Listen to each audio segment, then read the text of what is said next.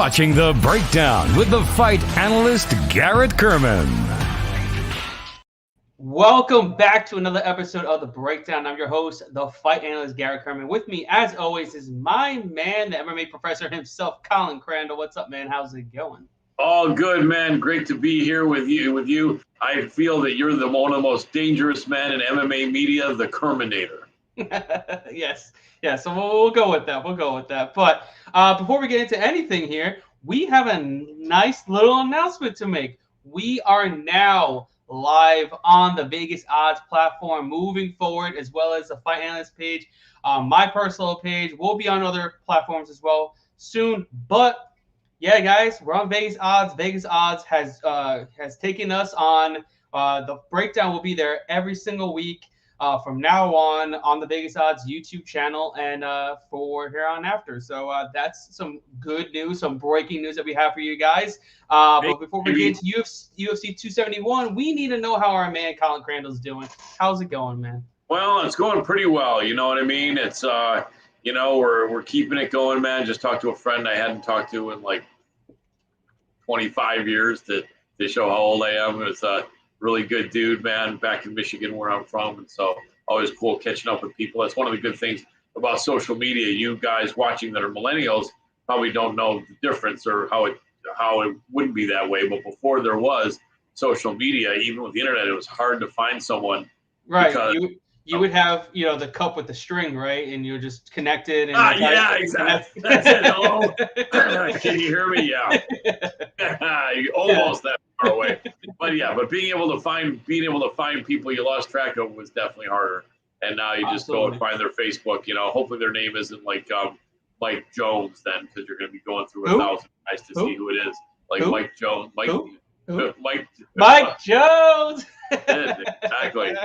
But I'll tell you, man. Anyway, I've been hanging in there, man. But like I say, ladies and gentlemen, this is the show that we wouldn't tell you to go swim in the Florida Everglades if we hadn't done it ourselves, and we have. So go ahead. It's okay to swim in the Everglades.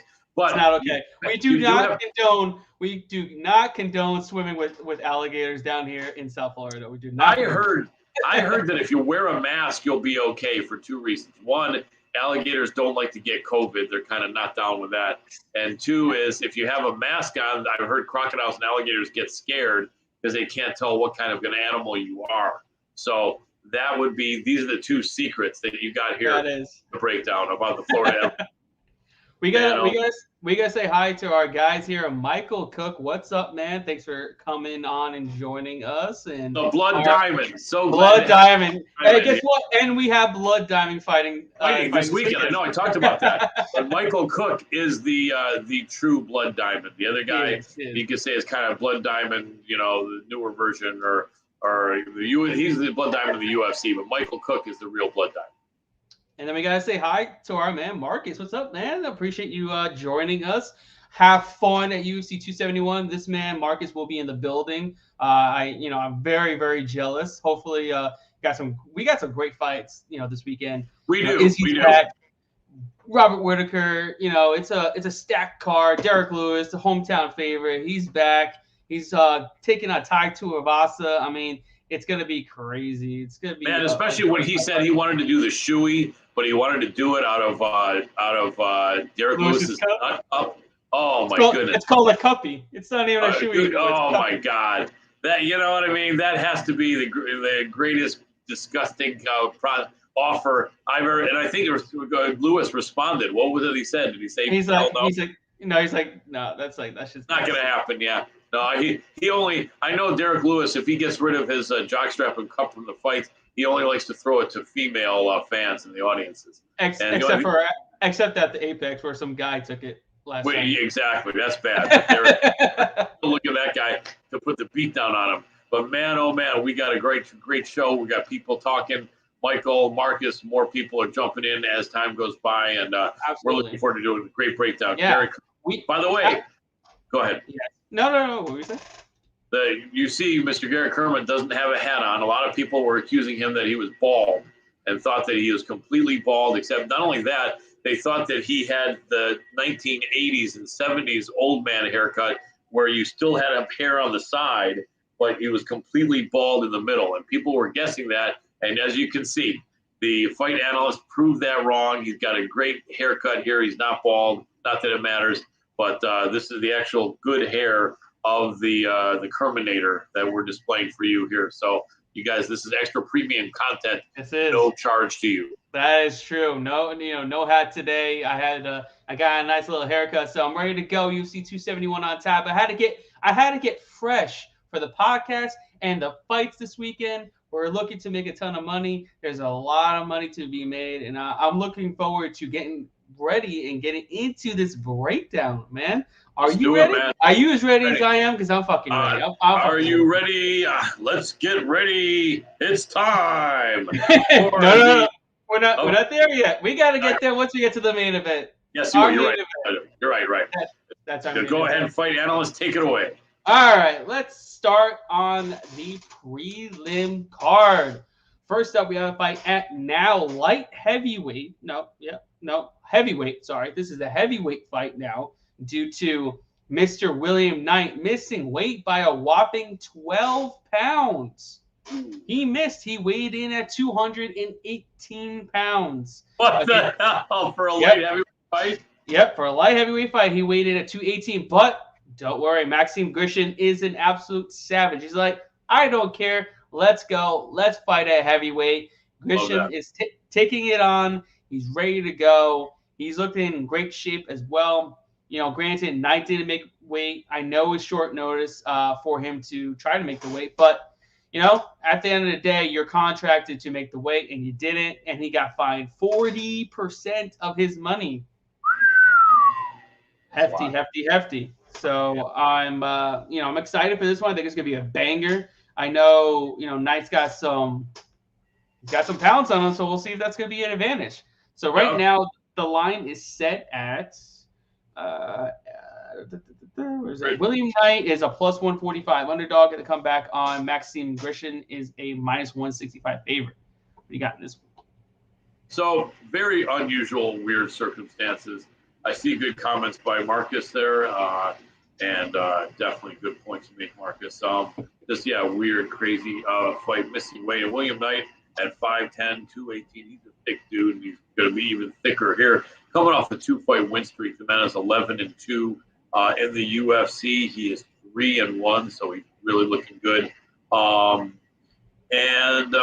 Maxime Grishin has 31-9 record, 40 fights. He's 37 years old, and that's 4 years older than Knight. But Knight only has 13 fights, so a lot more fights experience, but a lot more mileage on the man they call Maximus.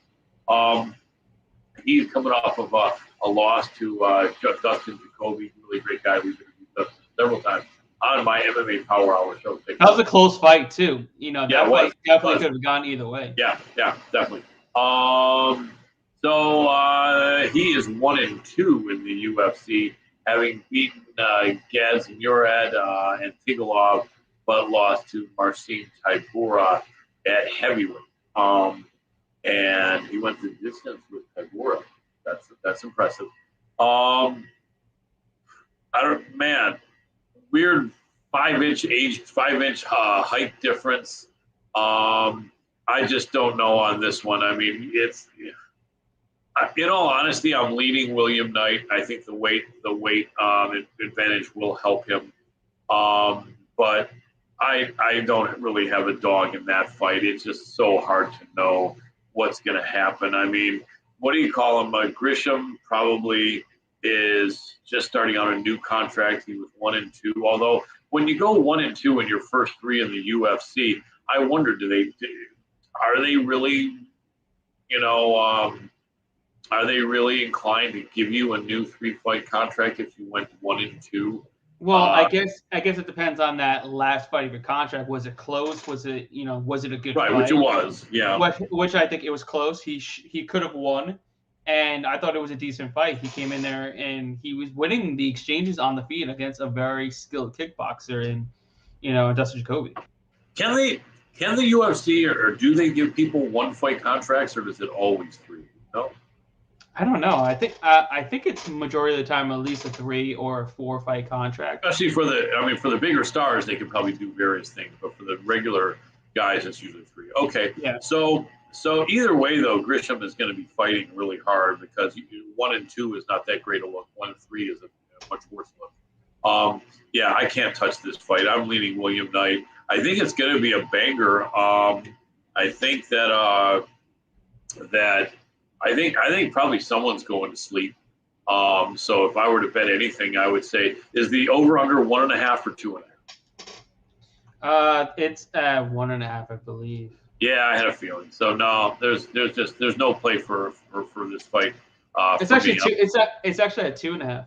Okay, yeah. Then I like under. Is under is probably favored, right? I believe it's plus 100. Oh, okay. Yeah. So the only bet I would have, and not even a ton of confidence on this, but maybe a half a unit or something like that on under 2.5. And I'm leaning William Knight, but it's not an official pick of mine. I never lie and say something is and it isn't. So if William Knight wins, I'm not going to say I picked him, even though I'm leaning toward him. But yeah, it's so hard to know. But I think weight miss traditionally, not in the last 2 years, but normally over the last 20 years in MMA, just like in boxing, people missing weight usually do win at least 70% of the time. See, that's where it's quite interesting. I've heard that fighters that miss weight by 10 plus pounds have not won at all in the UFC octagon. Although the sample group has got to be so small I think there's like 5 or 6 fights. I'm trying to find that. I saw it on Twitter, but still. It's an interesting stat, though. It's an interesting stat. But yeah, because considering there's people that are that have been overweight by 10 plus pounds, and to have to a point where none of them have won, that's quite interesting considering you have such a big advantage in the weight. But that it's just a trend. Doesn't mean it's gonna happen, win or lose. It's not gonna be dependent on that little trend. But going into this matchup, it's interesting because we really don't know, how in shape or out of shape William Knight is. Did his body just give out when trying to cut too much weight? Did he draw his body too much? We don't know. Is it going to be a detriment to him the later this fight goes? Possibly. Could it be an advantage for him in the wrestling and the power? Yes. But there's just so many different question marks. We don't really know what's going to happen. If I had to pick a side, I'd probably go Grisham. I think he's, the better fighter all around. I mean, he's been in there with guys better than William Knight. William Knight is just a brute. He's strong. He's athletic. And I feel like he just has to do more to beat Grisham because Grisham is very low volume. He's kind of slow on the feet, but he's very technical in his strikes. He's very strong in the clinch. He can grapple when needed. He's got numerous submission victories as well. And we've seen time and time again that Knight can get taken down. And he's been controlled. He's been beaten up pretty bad against Dao Young when he was getting taken down at will. So there is a path to victory for Grisham.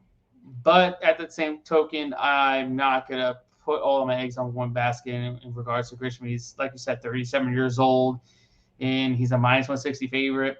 He's super slow on the feet. So I wouldn't be surprised if William Knight, edges out a decision win just by being more active and landing harder strikes. But I do think Grisham does get the victory here, and just because I think he's the better fighter and more experienced fighter as well. Could be. All right, next up, we got a fight in the welterweight division between Jeremiah Wells and Blood Diamond, the debut of Blood Diamond. Right now, the line is set at minus 240 for Wells and a plus 195 underdog for Blood Diamond. Who do you got? Man, so this guy is 3-0. What's the record? Is someone coming into the UFC? Isn't it 3 fights, or is someone in there with 2 fights? I mean, I don't know, but I know Albergue came in there with 3 fights as well. Yeah, it's just crazy. But the bottom line is he probably vouched for him and wanted him on the card, and he's tough. So 3-0, Mike Mateta. The Blood Diamond. The Blood Diamond. 5'11", 170 pounds. Out of New Zealand. And our friend Michael Cook told me that he's original out of Zimbabwe, Africa. So he's got a TKO, a submission, and a decision win, fighting in organizations that no one has heard of except for him and his parents. So, man, oh man, who knows what the hell he's going to do? He's got some skills, or he probably wouldn't be there training with Izzy. He's got a ton of kickboxing matches, a ton. Okay. Ton. Yeah, lots of knockouts as well. Yeah, so he's got some scar tissue on his forehead as well. Yeah. So Wells by our man Marcus saying he likes Wells by decision plus 525. That is not bad. No. You know, that's not really bad at all. No. I have a feeling he kind of gets a submission because he is Right. a jiu-jitsu black belt under Daniel Gracie out of Renzo Right. Gracie, Philadelphia. So we'll see. Right. So Blood Diamond is 33 years old. He's got 3 fights at 33 years old. But that's obviously because he had a long career kickboxing, as you mentioned. On the other hand, his opponent is not a kid either. Jeremiah Wells, 35 years old. And he's got 11 fights, 9-2. Jeremiah did have a loss in CES to a really good guy that we've had on the show several times in the past. Really tough guy and a good fighter. He doesn't quite make it over the edge to get into the big shows, but he's always been really close. He's a really talented guy. So Finney did beat Jeremiah Wells. Wells came back and won 3 in a row, beating Mumia Abu Day Ali, but with it by knocking him out.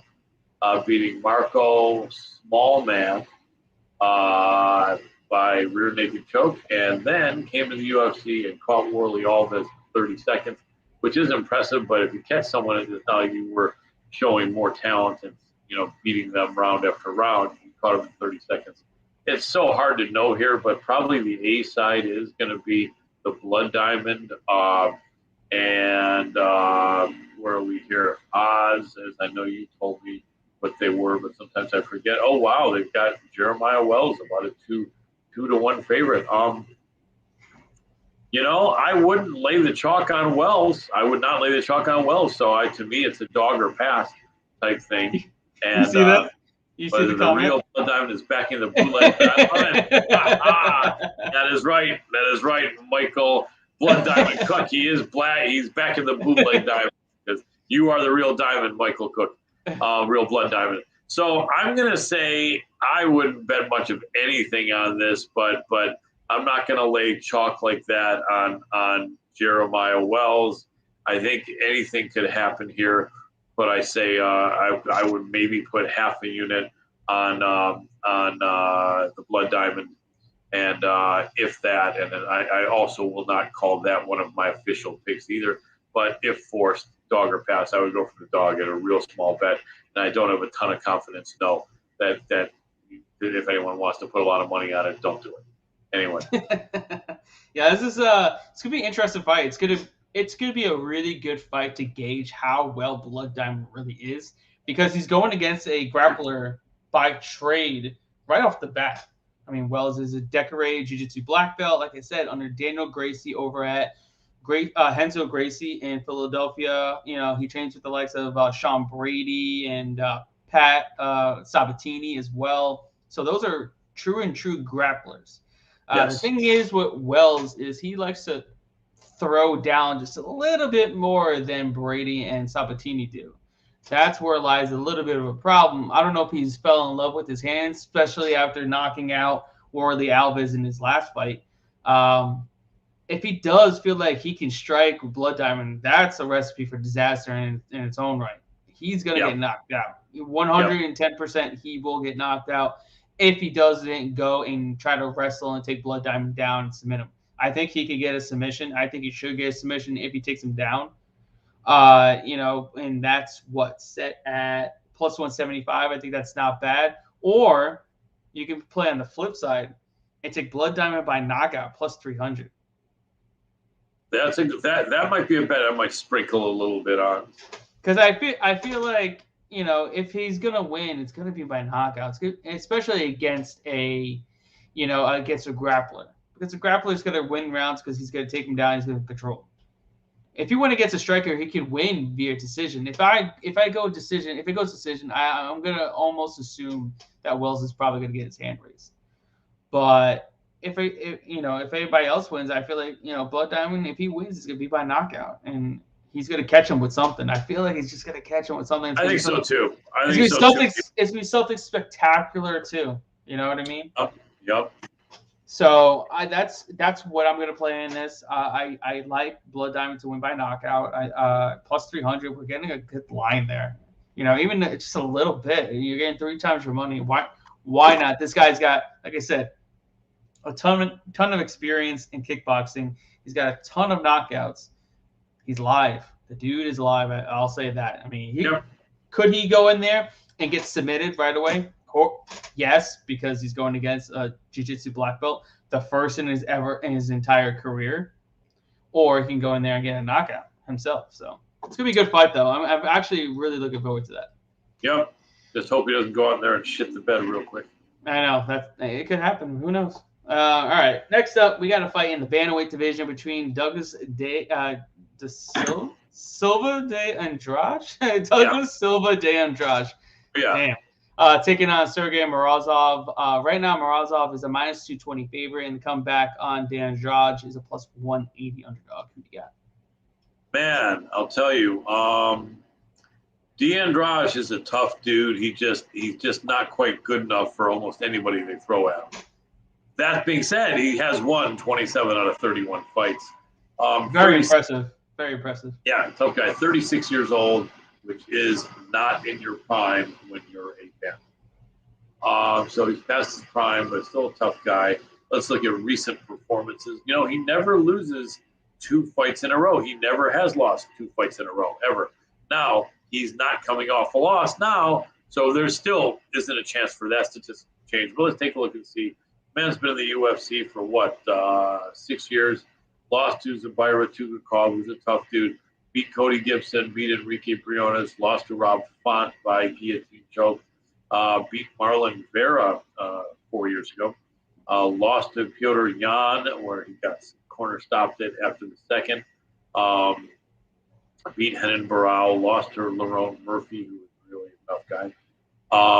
And then beat Gaetano Pirello by a punch. So he's a guy that likes to step into the fire and take some chances. Sergey Morozov, 36 years old. Morozov is 32 years old, so 4 years younger, 17-5 out of Kazakhstan. We love betting on those Kazakhstans. We saw it last week, right? Yeah, absolutely. And so he is 1-1. His first fight they put him against Umar Nurmagomedov. I think that's either the brother or cousin. That's the cousin of Khabib. Khabib, yeah. And Umar subbed him, but I gotta say probably Morozov. He's younger, less mileage on him. He may not be spectacular as far as these guys from the Eastern Bloc compared to some other ones, but he looks good, and he's probably going to be a little bit too good for Douglas Silva de Andrade. However, when you only have 2 fights in the UFC and you're 1-1, I don't really like making you the favorite and chalk on you.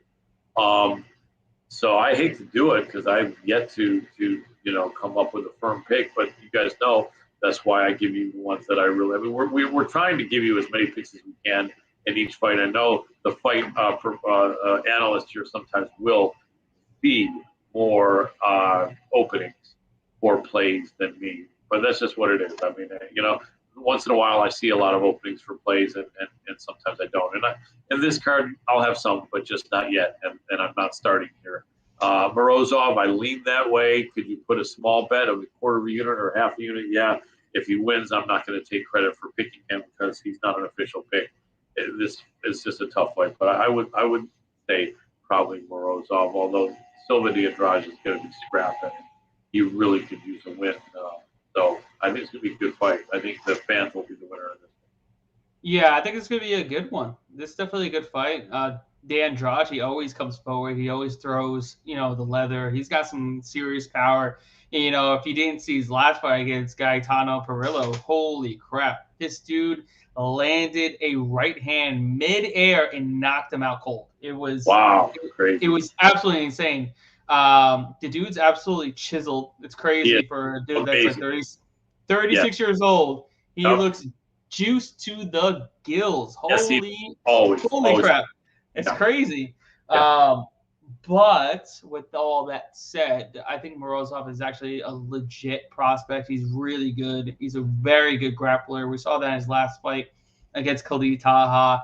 And then you look at the performance against Umar Nurmagomedov. He looked pretty good in that fight as well. I mean, Nurmagomedov is really, really good. So I can't take anything away from that. And at least he came back and absolutely dominated Taha in that fight. I think Morozov definitely has a grappling advantage. We've seen De Andrade get taken down and controlled in previous fights, and I think more of the same here. And Morozov actually has some pretty decent stand-up. He's got some good leg kicks. He's got some good punches. He's got 8 wins by knockout. So he's very well-rounded. I just think he's the fresher fighter of the two, even though he's got 22 fights. He's much younger, and I think he hasn't gotten into as many wars as somebody like De Andrade. So I'll take Morozov here. I think he goes in there and, whether there's, any type of power that, De Andrade puts out there, and he's able to drag him into deep waters and just drown him with, pace, pressure, and his grappling. And like our man Marcus here, I do like our man from Kazakhstan by decision. Maybe like TKO, maybe a round 3 decision prop. I do think that that definitely is a pretty good play there. It should lower the juice down a bit too. So I definitely like that. And Morozov to win by decision is plus 110. I think that's also a very good play too. Exactly. Good comments from Marcus Benuelos. He's saying losing to Nurmagomedov isn't anything to be ashamed of, only learn from it. Exactly. And that's what he did. He learned from it. He came back and absolutely dominated Khalid Taha. It was a very good fight there. I was definitely betting on Morozov in that fight, so I was very, very happy. And I think he keeps it going here. Like I said, I do think he's a legit prospect. I think he's somebody that can crack the top 15. I'm not so sure, maybe top 10, but I do think he's top 15 worthy. But we'll see. I got him to win. I got him by decision at plus 110, and he's gonna keep his win streak going. Yeah. All right. Really? Yeah. Next up, we got a fight in the middleweight division between Jacob Malkoun and AJ Dobson. Right now, it's basically a pick 'em. AJ Dobson is a minus 115 favorite, and the comeback on Malkoun is a minus 105 underdog. Who do you got? Oh, man. AJ Dobson, huh? Contender Series alumni. Okay. Trains with the immortal Matt Brown. Used to train with Stipe a little bit at a Stronghold as well. First down. 6-0, undefeated. 6 fights, and won by rear naked choke in the Contender Series. And before that, he was stopping almost everyone he fought as a pro and as an amateur. Tough dude. He's 30 years old, getting his break in the UFC at middleweight. Not bad. He could have a 10-year career. Out of Ohio, 6'2", 185. Good size for a middleweight. Not especially tall, but a little bit tall. Jacob Malkoun, the Mamba. 6'1", 185, 26 years old. He's younger, 5-1 record. And he is 1-1 in the UFC. Getting stopped quick and early by Phil Hawes. And then decision Abdul Razak El Hassan. Tough fight of young up-and-coming guys here. I think that Dobson is probably the A side here. The Australian, who's out of Australia. A lot of tough Aussies there. He trains with Robert Whittaker. That's why he's on this card. Yeah. Okay, that makes sense. And I really love Whittaker. Yeah, the last 2 cards he's on, I think Whittaker was on both of them as well. Right. Yeah, I can't. Again, there's no play on this. There's just not enough information. I don't like to bet a fight where one guy has 0 UFC fights and the guy he's fighting has 2 UFC fights and he won 1 and lost 1.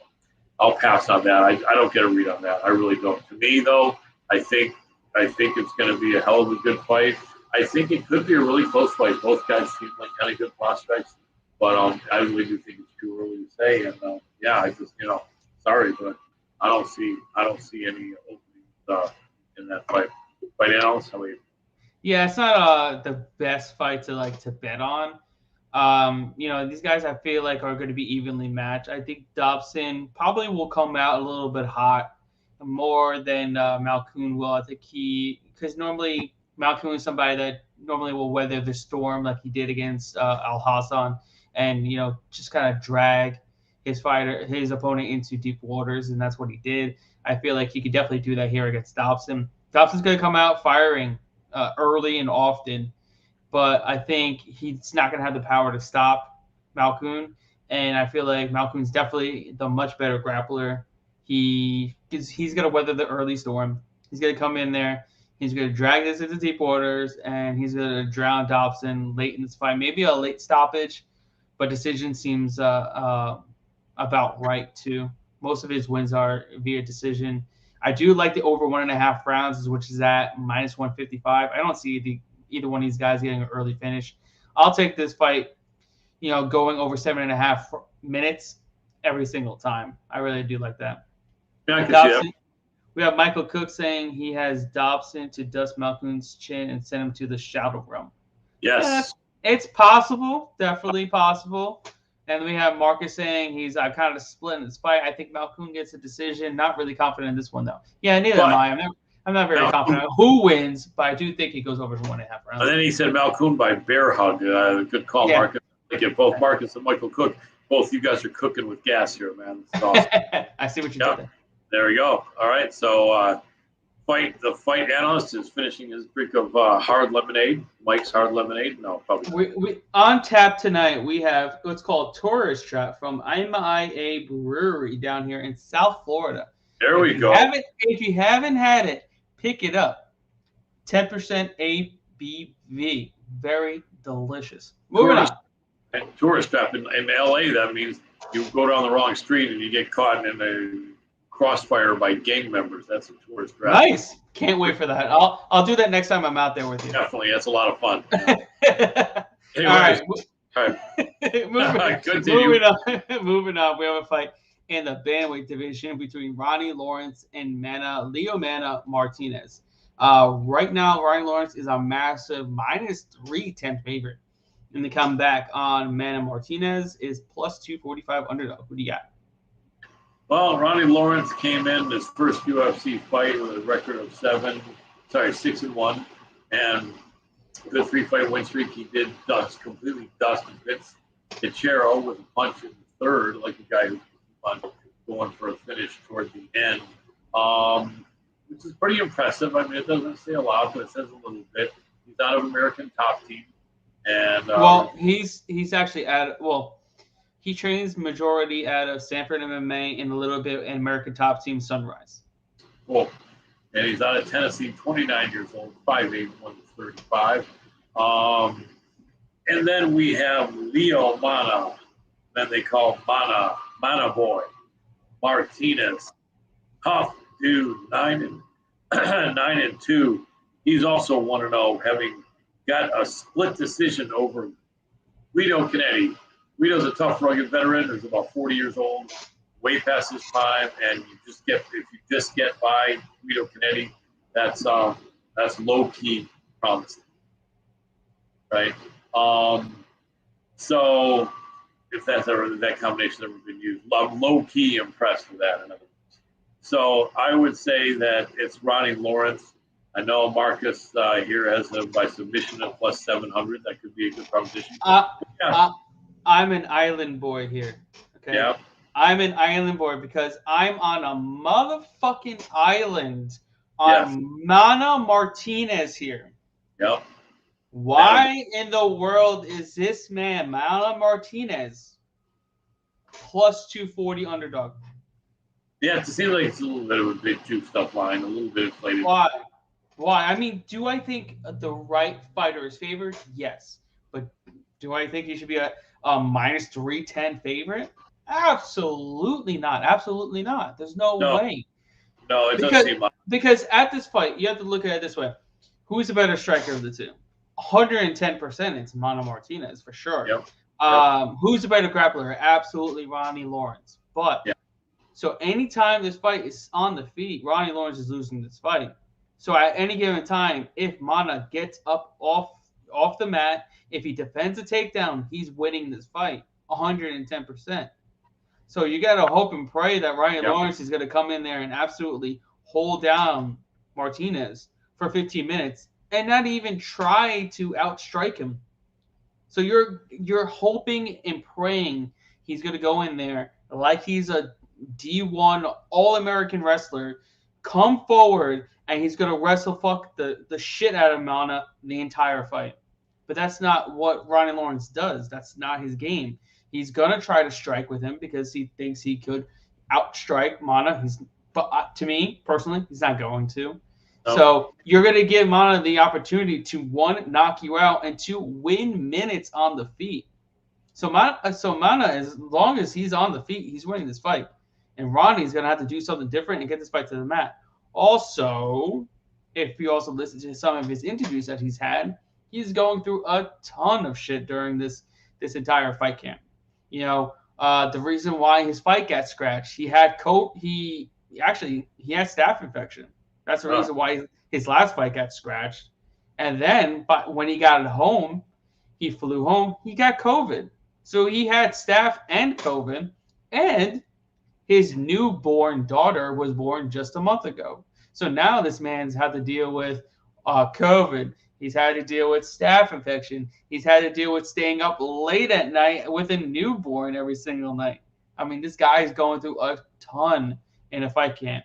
And then you're betting on him at minus 310 as a 7-1. He only has 8 fights, 8 professional fights. And he's minus 310 over a guy who Manna, one, has more fights, fought decent competition, right? And he has 8 of his 9 wins are by knockout. He's a finisher. He's a finisher on the feet. And then another thing, what I like, you know, the reason, I mean, I'm not giving the man excuses as to why he underperformed in his UFC debut, but it was on short notice, and his head coach died not too long before that. So he pretty much had a messed up corner. He's going through a ton of emotions. We didn't see the best out of him in that fight. Okay, and then after that, now he's training at the 5 or 6 weeks out of his, I think, 8-week camp. We're at Glory MMA with James Krause and everybody. So he's gotten UFC level training partners to train with over at Glory, and now he's got James Krause, his head. Well, I don't want to say head coach, but his coach in his corner. You know, those are big signs of improvements. He's trying to get better. He's training over at Glory, training his takedown defense, training his submission defense. So he's going in there, getting ready to go to the battle against a guy that knows he's probably going to be a better wrestler than him. But he's working his ass off to get back up. He's working his ass off to defend submissions. And I just think he's going to be a much, much better version of himself than he was against Guido Canetti, who is an extreme veteran in the sport. Ronnie Lawrence, who has he beaten? He beat Vince Cachero in his UFC fights, and he beat another a guy in the Contender Series who cannot defend takedowns, who's just a kicker. I mean, come on, it's not like he fought anybody good. Guido Canetti, granted, not a great fighter, but the guy has had a plethora of fights. He's got a ton of experience. He's been in the UFC for years and years on end.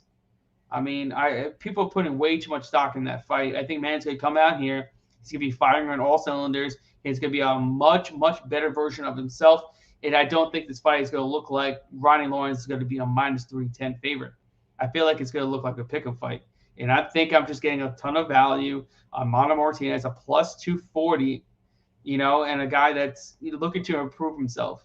And there's a lot of question marks about Ronnie Lawrence coming into this fight when there's not a ton of question marks coming into this fight for Manna Martinez. So I got Manna here. I got him at plus 245, and I'm hoping he cashes out for me because he's my biggest dog on the card.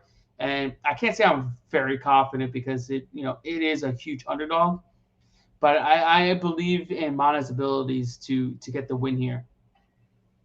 Well, very well stated. He just has to focus his mana better than the other guy, as they say in Hawaii. However, if he doesn't do well or win, then can we just edit out the last 5 minutes of your breaking down? Ladies and gentlemen, we never edit anything out, by the way. All of our stuff that stays up is this. You know what? Touche. You know what? I'm talking all this crap, and then this guy's going to come in here. He's probably going to get wrestled down, and he's going to get choked out within 90 seconds. I'm going to look like an ass. It is what it is. No, exactly. It happens. You got to go out. I'm usually the guy that blows it like that out of the two of us, I think. But anyway, yeah. It's all good. I wouldn't lay chalk. I wouldn't really lay the chalk on Ronnie Lawrence. I'm leaning toward him, but what you say, very possible. It is. And Leo Manna, the Manna boy, he's going to have to show up and be more of a man than a boy, and then he can possibly win this fight. So be a man, not a boy. Be a man, not a boy. From the MMA professor himself, Colin Crandall. Yep. All right, moving on. We have a fight in the light heavyweight division between Carlos Albergue and Fabio Sharon. Right now, Albergue is a minus 265 favorite in the comeback on Sharon to plus 215 underdog. Who do you got? Absolutely. So, and I like the comment from Marcus. You're right about that, Marcus. It's been well fair too. Carlos Albergue, the Black Jag, as he is called, 3-1. His first UFC fight, a lot of hype. He went against Kennedy and Chupu. I've had on the show a few times. I picked Kennedy, and I was right. Although it was a great battle, and Albergue did pretty darn well for his UFC debut. Definite training partner and favorite training partner, obviously, Adesanya. And he is being given a little bit of a softer spot here against Fabio Sharon. The Black Jag is 31 years old, 6'4", which is tall for a light heavyweight, against the 27-year-old Fabio Sharon, the Water Buffalo, 6'1", 7-3 out of Massachusetts. 2 losses in a row, and those are his first UFC fights. So, in all honesty, we know what the deal is here. If Fabio Sharon loses this fight, he's cut, without a doubt. If he wins and/or wins impressively, he still could be cut at 1-2, but maybe not, probably not. So he's fighting for his career here. He lost to Alonzo Menafield by shoulder choke. That was the Von Flue choke. And look, I'm not a professional MMA fighter, nor have I ever been. I only jiu-jitsu tournaments I competed in, a couple outside of my school, but mostly just competing in small tournaments and training a lot in schools that I've trained at. So I'm not Mr. Experienced combat sports competitor on any high level, even amateur or pro, but trained a lot of years and all martial arts, including jiu-jitsu, Muay Thai, traditional karate. So my feeling is that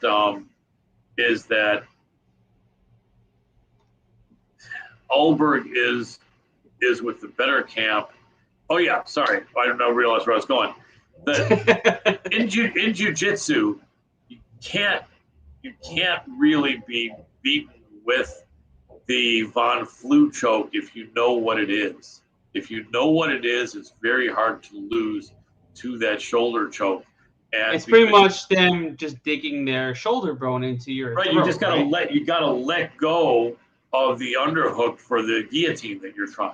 You just gotta let go, and get your arm out of there. But anyway, so we know that Sharon is not any sort of high level jiu-jitsu guy, with all respect to him. But Albergue isn't either. But my thought is that if Sharon isn't a really high level jiu-jitsu guy, and he's definitely the inferior striker, and he's the shorter guy, to me, this is Carlos Albergue's fight all day.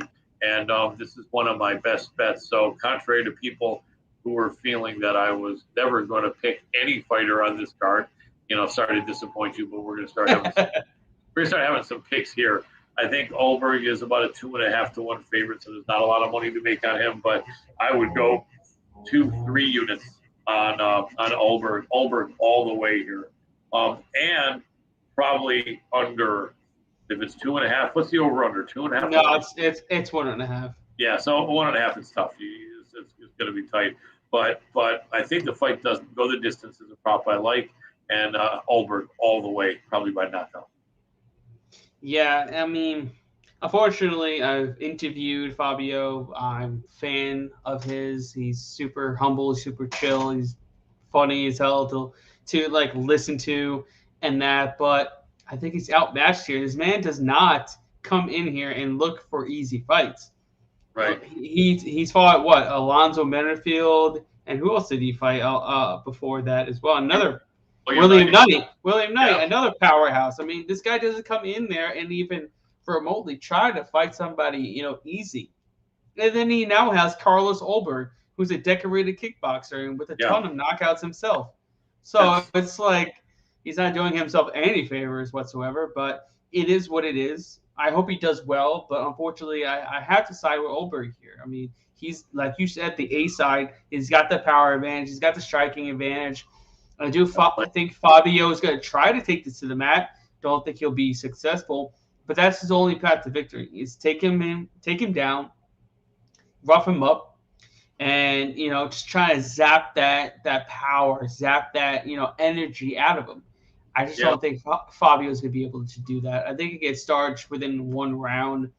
Carlos Ulberg, I think to win in round one, I think is plus money. I have the under 1.5 rounds at minus 135. I think that's a pretty solid. I'm just going to throw like a unit on that. But yeah, I think Ulberg gets it done. I think he gets it done inside the distance. He gets a knockout as well.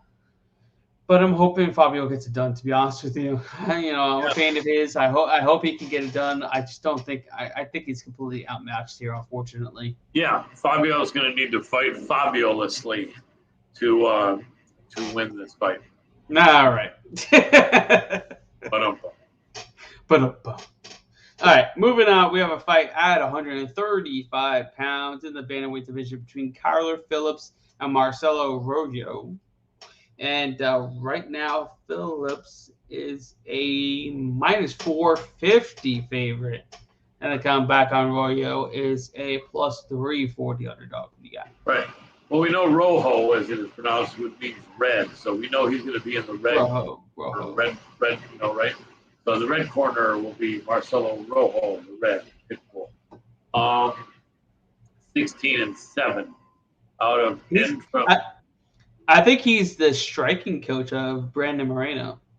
He could very well be Marcelo Rojo out of Argentina, Cordoba to be exact. And he is over there in Combates, America, doing combat with some lesser skilled combat fighters in Combates, America. So all respect to them. And then he comes to the UFC, his first fight, and goes against Charles Jourdain.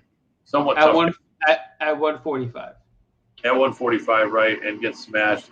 And isn't he at 145 now, or no? This is at 135 pounds. Okay, so now he's going back down in weight, and 16-7, 33 years old, and past his prime, going up against Kyler Phillips, the Matrix. And I had a feeling that the Matrix would have a tough fight with Raulian Paiva. Paiva fought really tough. That was a close fight.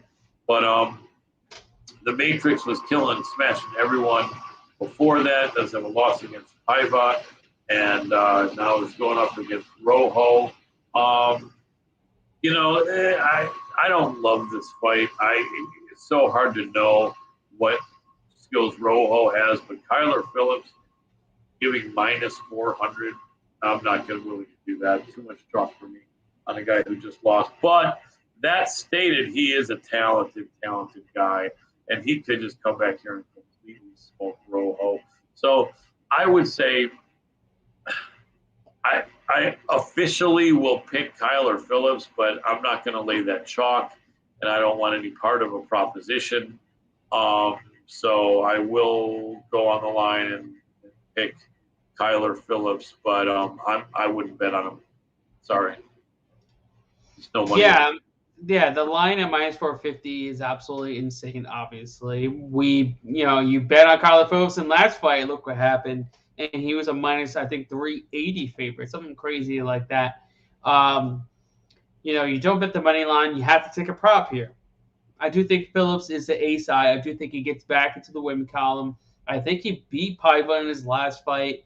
It was a very, very bad decision. It was a draw at worst. I mean, he dropped him 3 times in the first round alone. So right then and there, the first round, it's at least a 10-8. So, but I think he at least won, I think, round 3 in that fight too. So, but that's neither here nor there. In front of him is Rojo, who's actually he's a fun fighter. He went in there. He went against Jourdain. He threw down with him. He's got some pretty good power behind his punches, and but where he lacks is in his takedown defense, in his jiu-jitsu. He's been subbed numerous times in his losses. He's been subbed 4 times in his 7 losses. And we know that Carla Phillips is actually a pretty good grappler himself. He's got a jiu-jitsu black belt. So I think there's a pretty good path to victory there. I've heard his interviews as well. He knows that he has a pretty good advantage there. So maybe he gets it down and gets a submission. And, Carla Phillips is not known for submission games. He's known for his flashy style of kicking and striking on the feet. He's got some good power, some really unorthodox type of striking. But I think he knows going in, he's got the grappling advantage. He's got the jiu-jitsu advantage. And you look at the prop right now, Carla Phillips to win by submission is plus 500. That's pretty insane for a guy that's lost, going against a guy that's lost by submission 4 times. And Phillips is a, jiu-jitsu black belt. I mean, plus 500 is pretty juicy. I'm not saying it's very likely to happen, but at plus 500, sprinkle a little bit. Even like $20 wins you $100. Okay, $20, you could spare $20 to win $100 on a potential, submission against a guy that's lost by submission more than half of the time. Okay, so I think Carla Phillips gets it done. I do like the under 2.5 rounds as well, which is at minus 175. I'm throwing a unit on that. Rojo normally gets finished. 6 of his 7 losses have come inside the distance. So I do think under 2.5 rounds is safe. And I do think Carla Phillips gets the submission win at plus 500. You could be right. Our friend, the Blood Diamond Michael Cook, says Albergue and O'Neal is a parlay. I agree with that. We haven't come to the O'Neal fight yet, but I like that a lot. I think it's pretty good. Yeah, Marcus Benuelos has the decision matrix of plus 300 for a decision. Both his thought and your thought are both valid. I think it's the matrix either way. But yeah, I think matrix is he's gonna put what do you call him into the matrix. I think Kyler Phillips is gonna put Mr. Rojo, the red, into the fucking matrix. All right. Moving on, we have a fight in the women's flyweight division between Roxanne Modafferi and Casey O'Neill. Right now, Casey O'Neill is a minus 400 favorite in the comeback on Roxanne Modafferi is a plus 300 underdog. Who do you got? So, good old Foxy Roxy. I don't think anyone's ever used that tag for her, but she deserves it. She's maybe not foxy, but she's smart like a fox. I love Roxanne Modafferi. Yeah. She's very cool. I had a great interview with her, one of the last events before the pandemic, where you could do a media day and be sitting or standing right next to the fighter. They don't allow that anymore, not since the pandemic. And there were a few other big fights on that card, and I interviewed a couple, but there was some lines behind several of them, so I had to wait. And I said, screw it. I decided not to interview Macy Barber because I knew Roxy was going to beat her. And I had a great side-by-side interview with Roxanne. She was very personable. It was really cool. Tried to get her on the show probably every year for all 5 years that our show's been going, and she never agreed to come on. The positive thing is after the first couple of years, she would at least get back to me, because I was interviewing several fighters from her camp, fighters with bigger names than her. And, so one point she finally guy, said, "Hey, Colin, yeah, I appreciate it, but I'm just not doing interviews now. I'm not, I'm just trying to focus."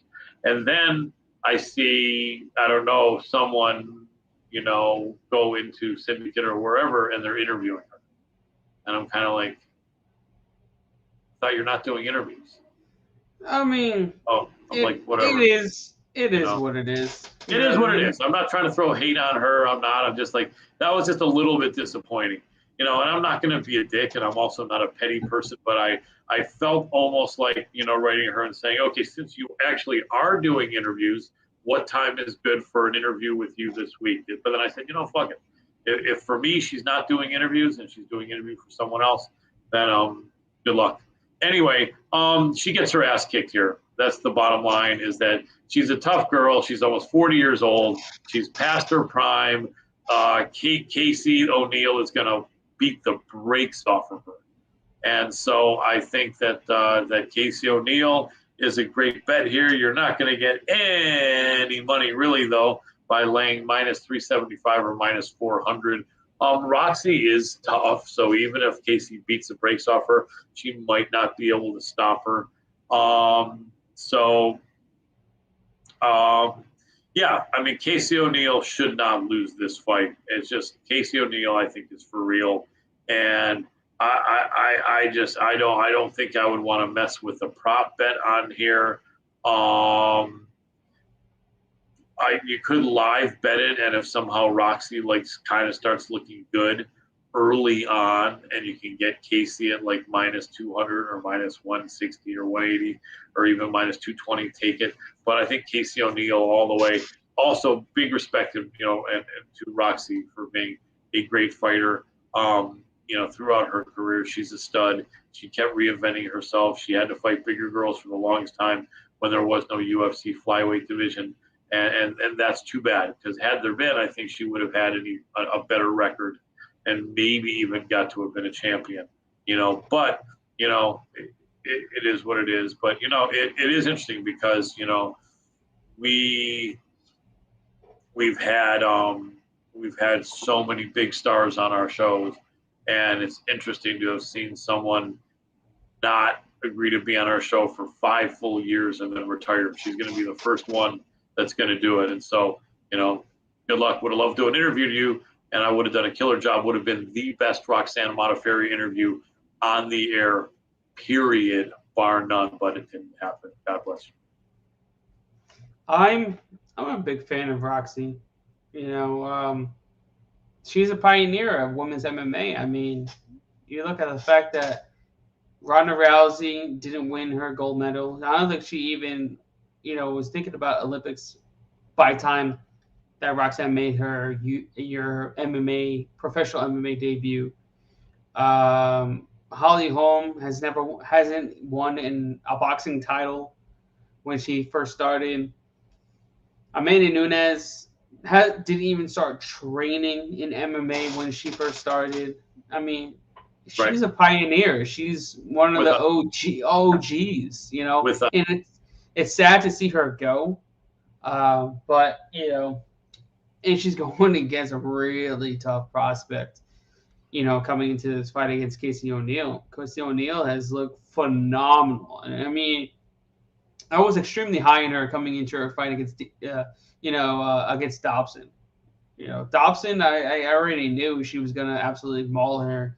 I was extremely, extremely confident in her abilities because I knew, she had the grappling and then she had the striking too. Her striking is just getting better and better and better. And then in this fight, she's training at Extreme Couture, if I'm not mistaken, who have a lot of Roxy's old, teammates training over there. I'm not sure if they're really helping her with her fight camp because I know they're loyal to Roxy, and I totally get that.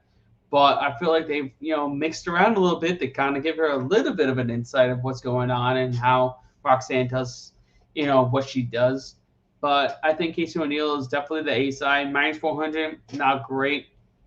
I do think O'Neill wins inside the distance, which is crazy. It's a line at plus 180. I know, Roxanne doesn't really, get finished, but Casey O'Neill's a finisher. Whether it's jiu-jitsu, whether it's her ground and pound. If she gets you down, she she lays the wood. She doesn't just try to go for submission. She goes in there and she beats your ass up. She'll take your back and then she'll pound you out. She'd rather just pound you out than get a submission. So she's tough as nails. I do think she wins inside the distance, which is at plus 180.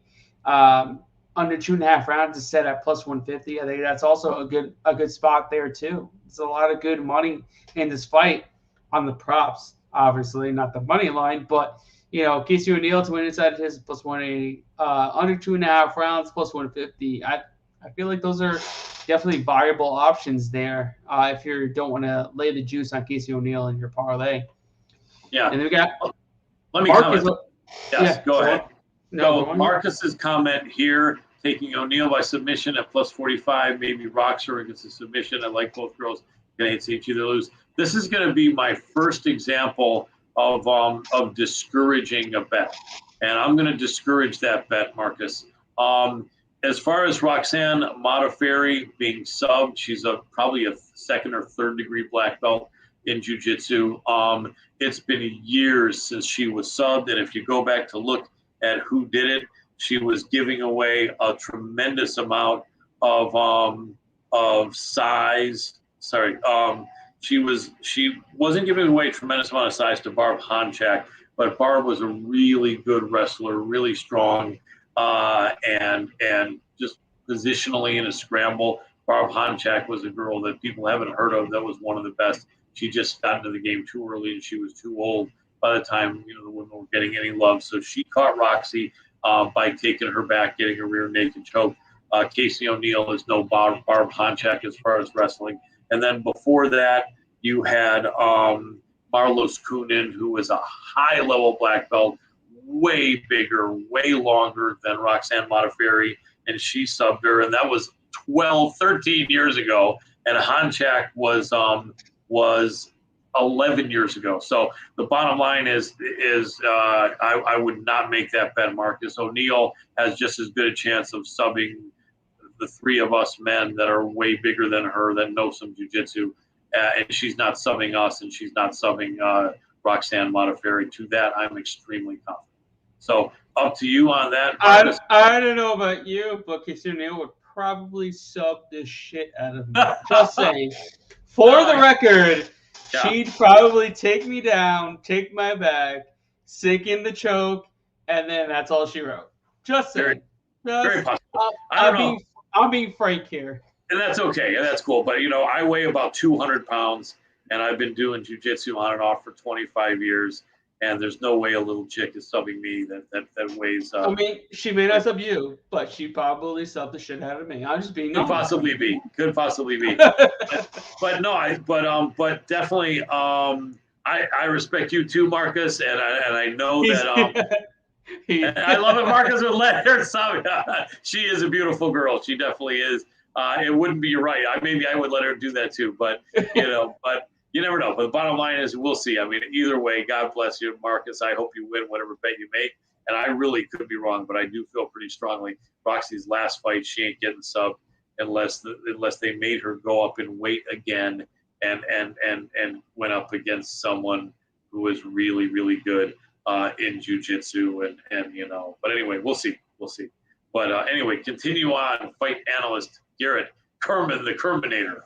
All right, we're up to our featured prelim of the night, and that's in the heavyweight division between Jared Van Dara and Andre Arlovski. Right now, Arlovski is a minus 140 favorite in the comeback on Van Dara as a plus 120 underdog. Who do you got? Man, oh man, can Florida get sticky? It's Hawaii. Was it Elvis, I think, said, can Hawaii get sticky? Then he said, hot night in Georgia, rainy night, hot time in Georgia, rainy night in Florida. That was it. Anyway, so we have an amazing, interesting fight. Well, I shouldn't say amazing. We've got a good fight here. These guys are happier than hell to be the co-main event. No, they're not the co-main event. What the hell is it? No, it's a feature. It's a featured prelim. Featured prelim. I was looking at the wrong thing. So Andre Arlovski, the pit bull at 43 years old. Now Andre Arlovski could submit me. That I would say for sure, even though he doesn't really show a lot of ground skills. I do think after all these years, he's a black belt, probably going to be the J or brown belt. He knows his leg locks too. Big man, strong, tough guy, 43 years old. I just don't know how he keeps on winning. But I'll tell you what, if you're really, really powerful or really, really, really good, you can beat Arlovski. Arlovski's become really kind of like the gatekeeper of the UFC heavyweight division. Augusto Sakai was on a hell of a streak 3 years ago when he beat him, and he barely beat Andre. Ben Rothwell, Andre beat. Rosenstruck, just too powerful. Then Andre comes back and beats Philippe Lins and Tanner Boser, who probably just thought he was an old guy that they were going to put on their resume as another notch on their belt, and they were mistaken. Aspinall, too good, too athletic, too strong, came in there and beat him. And then Chase Sherman and Carlos Felipe thought, man, this guy's even older now. We're gonna beat this guy, and they couldn't beat him. Jared Vandera, I interviewed on the show. He's a really cool dude. He said half his family, I think, pronounces his name Vandera, and the other Vandera, and I think he pronounces it Vandera. But good guy, cool dude.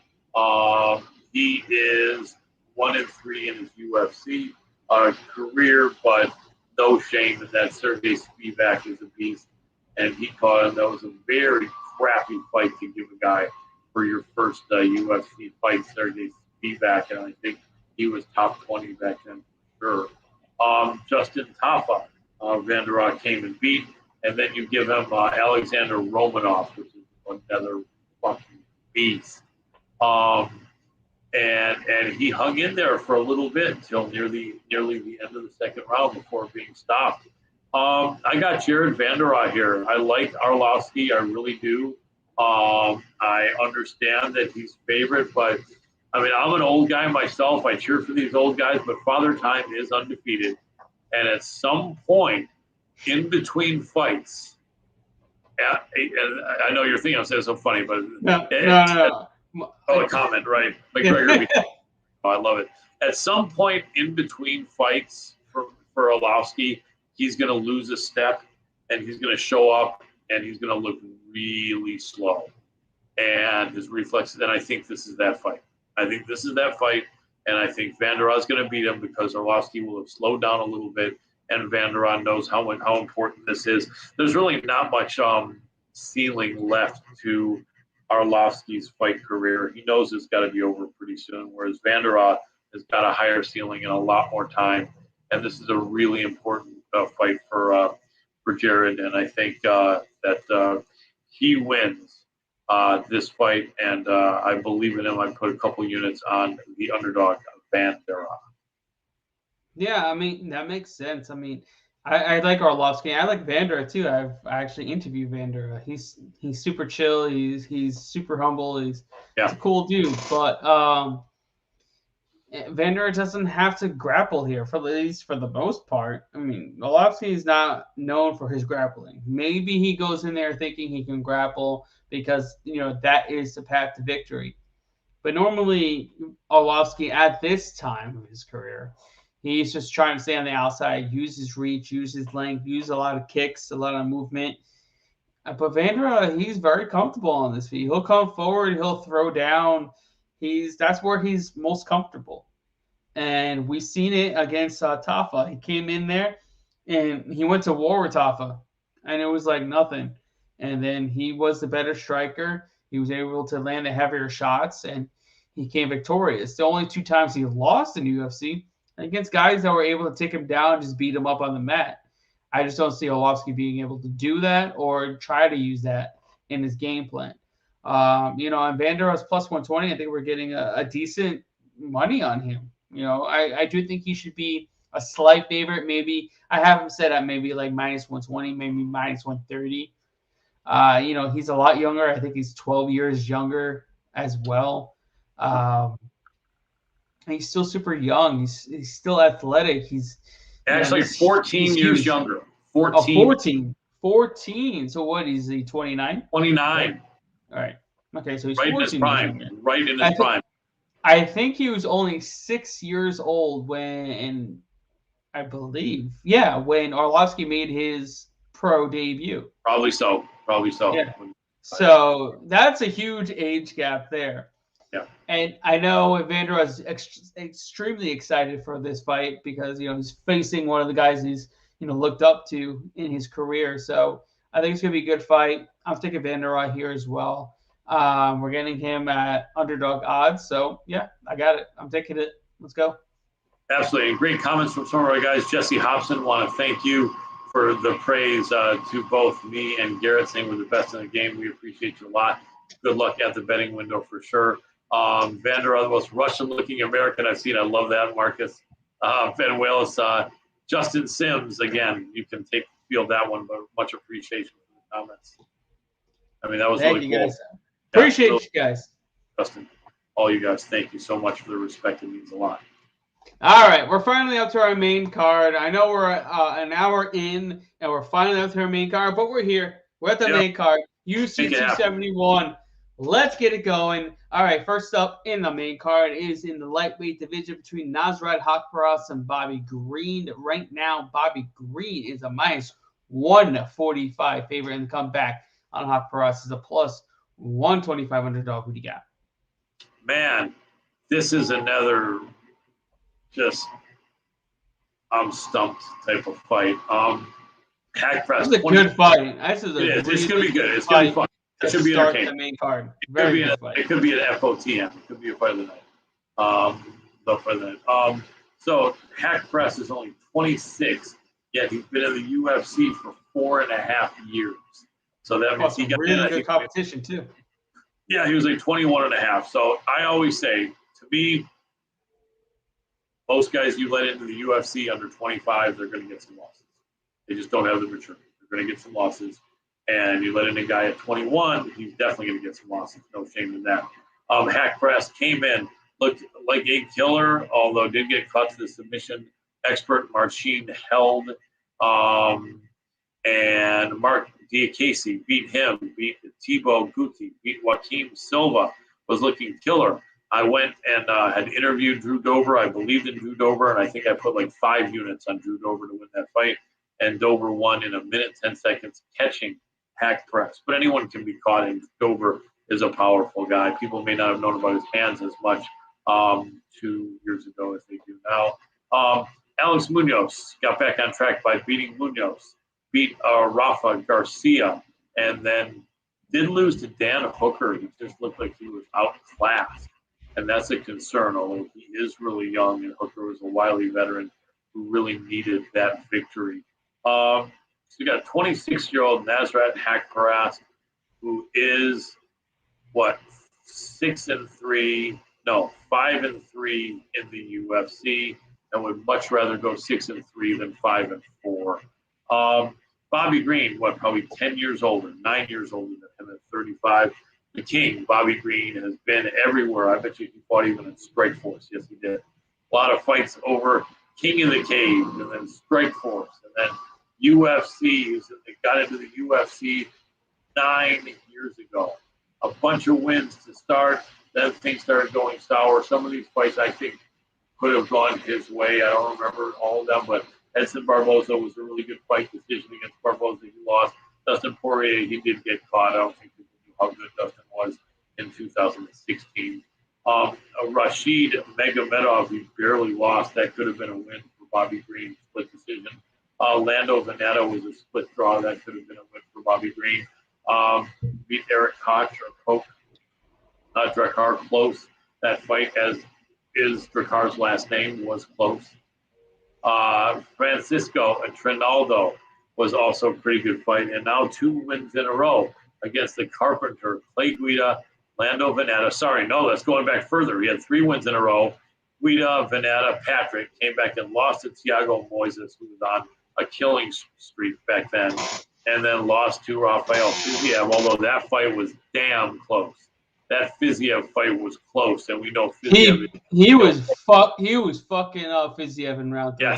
Yes, he was. I thought he could have won that. Him up. Yeah. Then he beat Eli Quetta. So, I mean, the more proven guy is Green, but by a mile.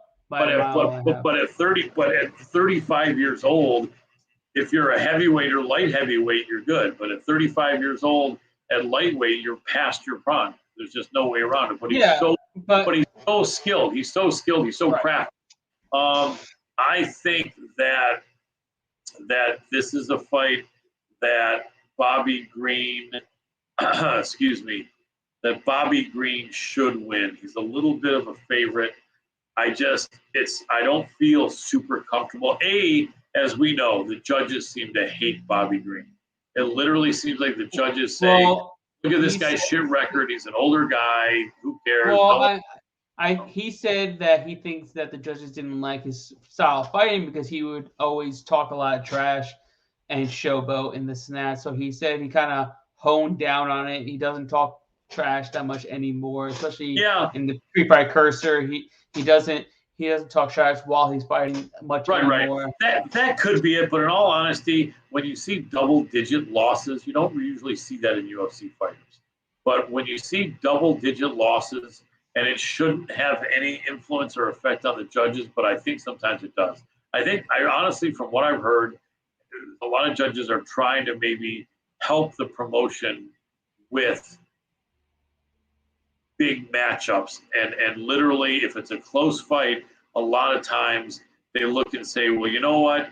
The Hapkarast is the young guy with a better record that could probably help the promotion do better rather than Bobby Green with 12 losses. And I honestly think some judges are influenced by that and feel that, well, this guy's got 12 losses. He's not going to be a star. A, B, he probably is losing, even if I can't tell if he's losing. I just think sometimes there's a negative influence like that. I know in boxing there is. That's why the A side was kind of created, because the judges are even looking at it that this guy's the A side. If it's a close fight, this guy should be given the victory. So I think that it's scary in that regard. So I'm not going to make this official pick. I think it does go the distance, probably almost without a doubt. What's the money on that? What's the money that it does go the distance, or over 2.5 or whatever? Yeah, it's pretty juiced up. Fight goes the distance of -200. -200? Oh, that hell! That's how I wasn't expecting that. So no, I don't like this fight. I'm leading Bobby Green. I think Bobby Green wins. I'm not going to make him an official pick, but I think he does win. What do you think, Garrett? Yeah, I think Bobby Green takes this as well. I mean, I think Nasrat is very skilled. He's got some really good power. We've seen it. He came into the UFC with 3 wins and a loss against Marcin Held. But if you look at who he's beaten, I mean, it's literally nobody good. Rafa Garcia, Alex Munoz, Joaquim Silva. I mean, the list goes on of very low-level opponents. Thibault Guti, Mark Jacasey. Are they on the level of somebody of Bobby Green, who's faced extreme high-level talent the entire time of his entire career? No. In other words, are these some low-key impressive victories? I mean, if you look at it, Thibault's not in the UFC anymore. Silva, I'm pretty sure, is not in the UFC anymore. Jacasey hasn't fought in forever. Alex Munoz, we have no idea where the hell he's at. And Rafa's the only one that's actually fought recently in the last year. So, that's how it is. And then if you look at the league competition, Dan Hooker, Drew Dober, and Marcin Held back then, he's lost all 3 of those. Those are elite competition. Bobby Green has fought and beaten extremely good competition. If he actually, the judges went his way. I mean, I don't know how he lost to Thiago Moises when he doubled him up on strikes landed. He doubled him up on strikes, thrown as well. He technically could be, 4 wins out of his last, 6 fights. So, I mean, 5 wins out of his last 6 fights. Sorry. Yeah, without a doubt. That's the thing. Very, very close fights for him his entire career, and I feel like this is gonna be another close fight. And I don't fault anybody taking Hapkarast because going in it's gonna be a 50-50 fight. It's going in that's gonna go to the judges. So taking Hapkarast at, like Marcos is saying, at +250 by decision, it's not a bad bet. Do I think he's a better fighter? Do I think he should win? No, I like Bobby Green here. I like Bobby Green to win by decision at plus 140. It's not great, but taking a gamble on Hawk Press at plus 250 by decision, that's actually not a bad play. I'm not gonna fault that whatsoever, because going in, exactly. this is gonna be a 50-50 fight. Going in, it's gonna go to decision, and you're giving yourself 2.5 to 1 odds if it goes to decision that this is gonna be a close fight. Anybody's guess who wins. I understand it. I completely understand it. But I do think Green should win, and I do think Green should get the decision win. But that's what. Gotcha. Could be. So let me ask you. We got a good question here, and I like your analysis, always on point. Justin Sims is going to parlay Izzy, Hawk Press, Hernandez, and Derek Lewis. What do I got? What do I think? I wouldn't do that. I was known for doing some crazy 4, 5, 6-man parlays. They almost never win. It's so hard to get them to come in. Each additional leg after a 2-person parlay makes your odds exponentially lower. Hack Press could very, very well lose that fight. So I wouldn't put him in any parlay. Derek Lewis, I would. Izzy, relatively, safe on that. Hernandez is going up. Hernandez, that fight's not even going anymore, or is it? Yeah, it is. It's coming up next. We're about to break it down. Let's break it down. Okay. Yeah. So I don't know. Break it down. Yeah, we'll break it down. But I you got some good ideas there, Justin. But I wouldn't put all those guys together. Before we go on, really quick, question from Marcus Benuelos: who was the Benuelos that fought in the UFC, or was there more than one? And if so, what was the first name of any Benuelos fighters in the UFC? Anyway, while we wait for the answer from Marcus Benuelos, take it away, fight analyst. All right. Next up, we have a fight in the lightweight division between Alexander Hernandez and Hanato Moricano. Right now, Moricano is a minus 160 favorite to come back on Alexander Hernandez is plus 140. Who do you got?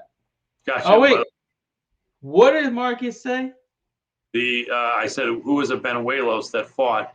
And he got it. It was Antonio Benuelos. Oh, he got you. Oh, very man. cool. And mind you, I had no idea. No, neither did I. Although I think I kind of did remember Antonio, but not 100%. Okay, so good call, Marcus. Appreciate you backing Hernandez. The Blood Diamonds backing Hernandez here. And let me see. For those of you who don't know, Michael Cook is the Blood Diamond, the nickname I gave him, because he was originally from South Africa, an amazing place. And The Blood Diamond was a movie set in South Africa, Leonardo DiCaprio 20 years ago. Anyway, so let's take a look here at, and Marcos. Yeah, you had to know that of Benuelos, without a doubt. Okay, let's take a look here at the man, the myth, Alexander Hernandez. Man, I honestly feel like Alexander Hernandez on his best days, if he's focused, if he's not injured, if he's had a training camp, if his mind is right, is a top 20 guy. And then he can come in when those good things are not in place, and you and me could beat him. That may be a little bit of exaggeration, but it just seems like it's so hard to know which Alexander Hernandez we're going to see. That stated, let's take a look here. He's 29 years old. He's been in the UFC for a whole bunch of years, but not a lot of fights. He got into the UFC. Actually, I thought he got into the UFC before then. So he's been in the UFC for 4 years, and he's got like 8 fights. I mean, some fighters have that in 2 years. Anyway, he comes in. He gets Beneil Dariush for his pro debut before Beneil got on a streak. No one knew Hernandez. Beneil came in, got caught, and all of a sudden, Hernandez was like the new, prodigy at 23 or whatever, 22. So then he comes in and beats Olivier Aubin-Mercier, who I think is no longer with the UFC. Was a tough guy, but then he comes in overconfident, talking mad trash against Cowboy Cerrone. I think I put like 3 or 4 units on Cerrone in that, but I just had a feeling he was going to beat this kid, and Cerrone did. It was just crazy. He just dismantled him. Coming back, and Hernandez beats Trinaldo. So Hernandez is another guy, although he has 3. You remember that fight? You remember that fight? Yes, I do. That was a horrible fight. That was one of the worst fights I've ever watched. Very bad. And Hernandez could be in fights like that. Hernandez is a guy, though, that doesn't lose 2 fights in a row, but he's coming off a win anyway, so that doesn't play too much. It doesn't play into the tomorrow night's factor fight anyway. Drew Dober, he got caught. No shame in that. He did beat Chris Ritzmacher. He looked like dog shit against Thiago Moises. He looked like crap. I honestly, that was all of us. The Blood Diamond, Michael Cook, Marcos Benuelos, Garrett, Kerman, and me would have all beat Alexander Hernandez on that night. I may be talking out of my ass in reality, but he just, I don't know. It literally looked like both his ankles were strained, his hamstrings were both torn, his knees were banged up, his jaw he couldn't do anything. He literally looked like he could not do anything. And anyway, yet he comes back. He thought he won that fight. What the fuck? Against Michael Breeden. Comes back against Michael Breeden. Is that what you're saying? Yup. And comes back with the KO. Michael Breeden was intending on, winning and meeting a lot of hot ring card girls to do some breeding with, being that his name was Breeden. And unfortunately, with a loss, sadly enough, you don't end up getting the chance to do any breeding with ring card girls. So he, missed it by that much, as an old saying used to be. Anyway, so Hernandez, anyway, that's Hernandez. So we don't know what the hell Hernandez is going to do. 29 years old, 5'9", 155. Hanato Carneiro, that is Moricano, a very good guy, a Brazilian, 32 years old. And he has several losses also, looking really good. Came in and got subbed by Ortega, no shame in that. Beat Calvin Cater and Cub Swanson. Lost to Jose Aldo and the Korean Zombie. Came back and beat Damir Hazovic. Got knocked the fuck out by Rafael Fiziev. And then beat Jai Herbert by submission. He still got his chops. I just don't know what the hell to call this fight. The odds makers are absolutely feeling that that it is a close fight with Moricano a slight favorite. No, yuck. This is asking someone to put your hands over your face and throw a dart and hit one of the guys, and that's who you're going to pick to win. I don't like this fight. Who knows which of these two guys are going to start. They both really need a win, so I'm going to tell you what, they're going to go for it. They're both going to go for it. Moricano is 32, so he's 3 years older. He needs to win more. This is going to be a close fight, I really think. I'll tell you this, though. If it's a decisive victory for one, the person who wins decisively kind of maybe low-key got kind of the future, and the guy that loses decisively is in big trouble as far as his future. That's my thoughts. This is it's an interesting fight. I mean, on paper, I do think Hanato Moricano is the better fighter, but what faults him time and time again is his damn chin. This man's chin is made of glass. I don't know if it's because he's fought Korean Zombie, Jose Aldo, Rafael Fiziev. I don't know if Alexander Hernandez's power is on the level of those three. I guess we'll see on Saturday night. But skill for skill, I think Moricano is the better fighter. I mean, he's the better jiu-jitsu practitioner. I do think he's a little bit better in the wrestling, and I think he's a much better striker.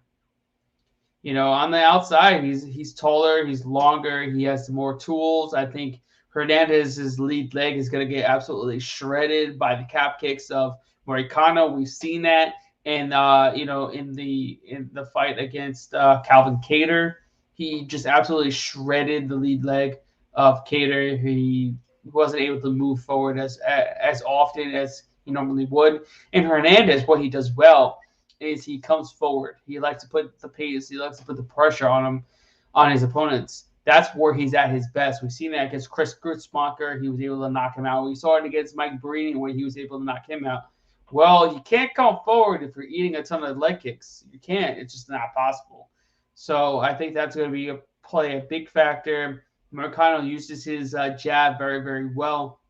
And if this fight does hit the mat, Moricano does have the advantage. It just comes down to whether or not he can take a punch. That's what it boils down to. If Moricano can take a punch, he gets the job done. But if his chin, faults him here, it's going to end up just like every other fight that he's gotten knocked out at. So, it's not a fight I really want to bet on, but I'm going to take Moricano to hopefully get the job done here and, have enough chin left on his body to take a shot from Alexander Hernandez, who I don't think is like a super powerful, puncher as it is. But I got Moricano winning here over the course of the 15 minutes and probably getting a decision win. I know our friend Marcus Benuelos is going the other way, locking in the KO by Hernandez. That Moricano didn't want to shake hands in the weigh-ins, and I like that because you're right, Marcus. I agree also.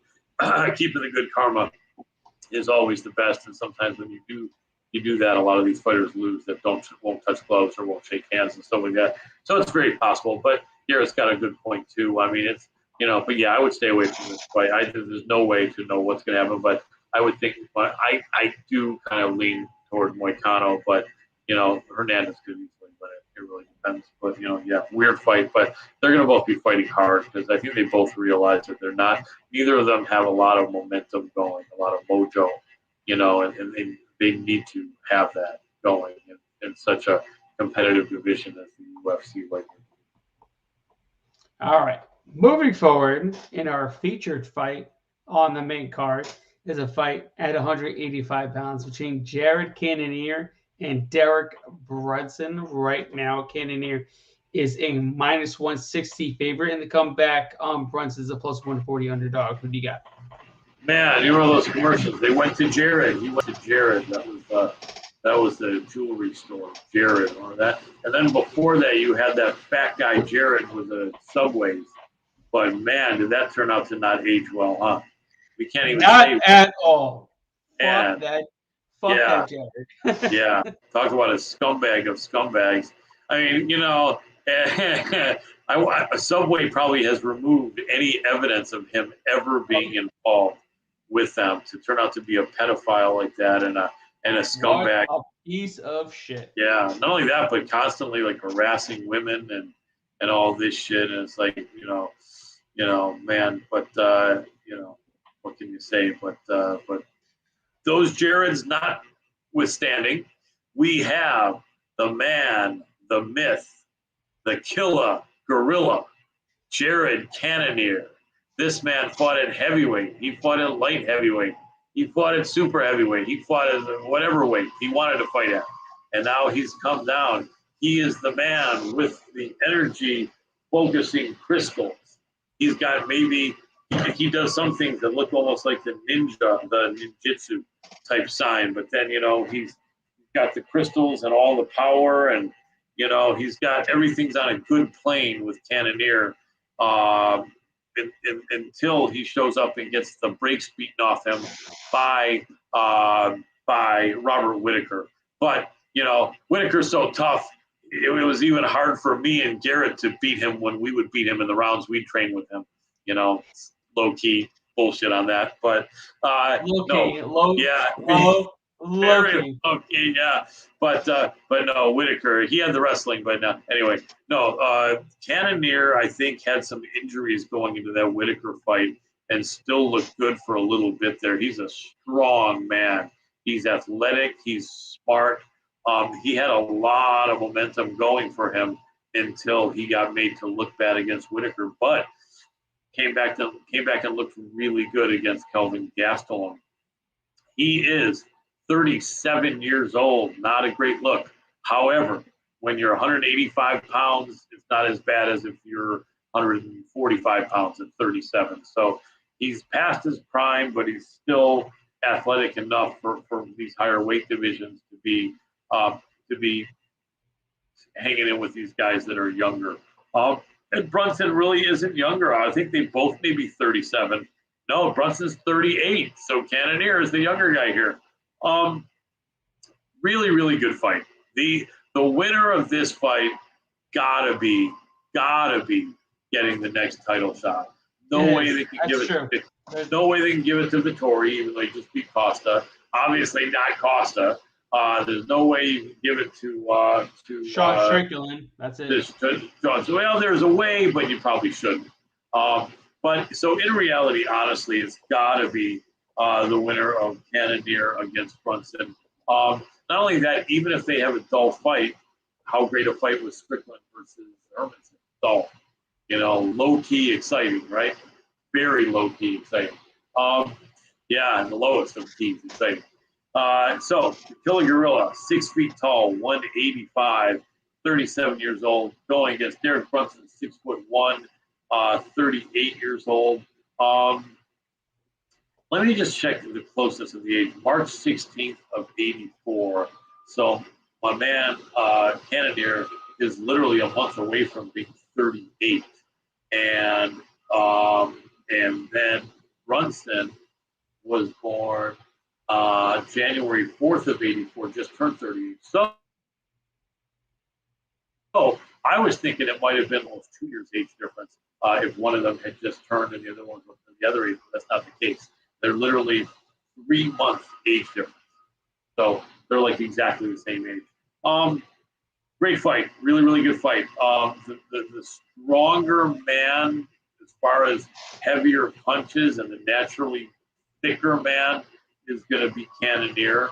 Although Brunson is one of these wrestlers, and they cut weight, so he's not a small man in and of himself.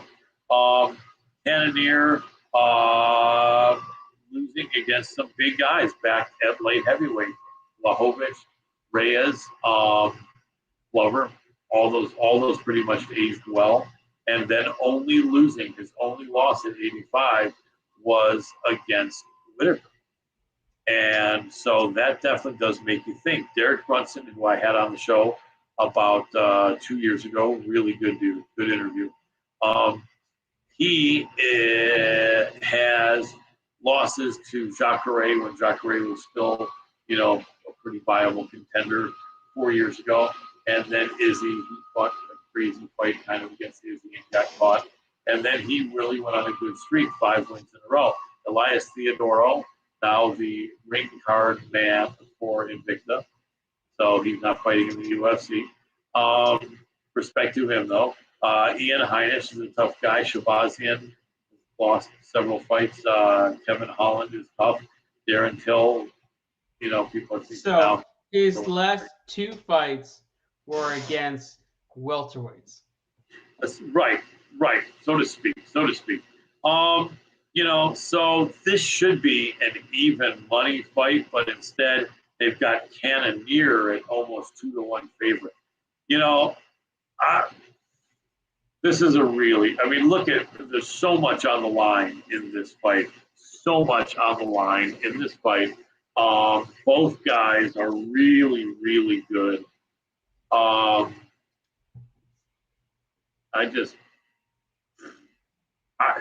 The more balanced fighter, I think, because of the wrestling, is Derek Brunson. I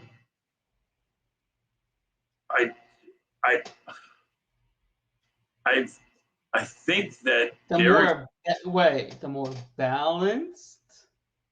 The more balanced in what way? I don't know about more balanced, because if you think about it, Cannoneer is the far better striker. Yeah, he is, but he's got not much wrestling. He's not a wrestler at all. Okay. Moving forward. Yeah, but I think, though, that the more balanced fighter, because Brunson's got some hands now, and he's a really good wrestler. The wrestling comes in handy so much. It's so hard to say. Honestly, I don't think I can make this an official pick. I'm sorry. But I think that I could put a quarter of a unit or a half of a unit on Brunson since he's the dog. I think he's got a legitimate chance to do it. But he also could get knocked the fuck out, very, very possibly.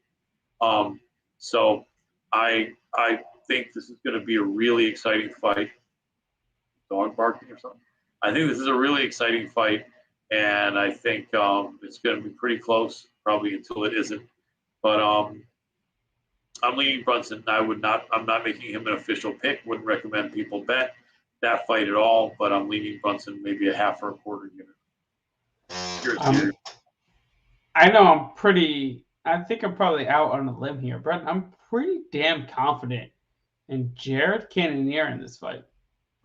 He's arguably one of my most confident picks on the card. Wow, he's got that power. He's really strong and big and quick. Right, because if you look at his 4 wins in his 5 fights at middleweight, he has a knockdown in all 4 wins. He has 3 knockouts of those 4 wins. Okay, and then we also look at his takedown defense. His takedown defense has been 85% at middleweight. That means he's defended 4 of 26 takedowns at 185. So that means his opponents, Robert Whittaker, Kelvin Gastelum, David Branch, and Jack Hermanson went 4 for 26 on takedown attempts. And then comes Brunson. Yes, good wrestler. But is he better? Is he so much better than Robert Whittaker that went 0-2? Is he so much better than Kelvin Gastelum that went 0-8? Is he so much better than Jack Hermanson that went 1-6? Is he so much better than David Branch that went 3 for 10? Is he so much better than Jan Blachowicz that went 4 for 6, and that only controlled him for 2 minutes and 50 seconds with 4 takedowns at 205 pounds, in a 15-minute fight. This man knows how to get up. This man knows how to defend takedowns. And on the feet, it's night and day. Brunson has 0% chance of winning this fight on the feet.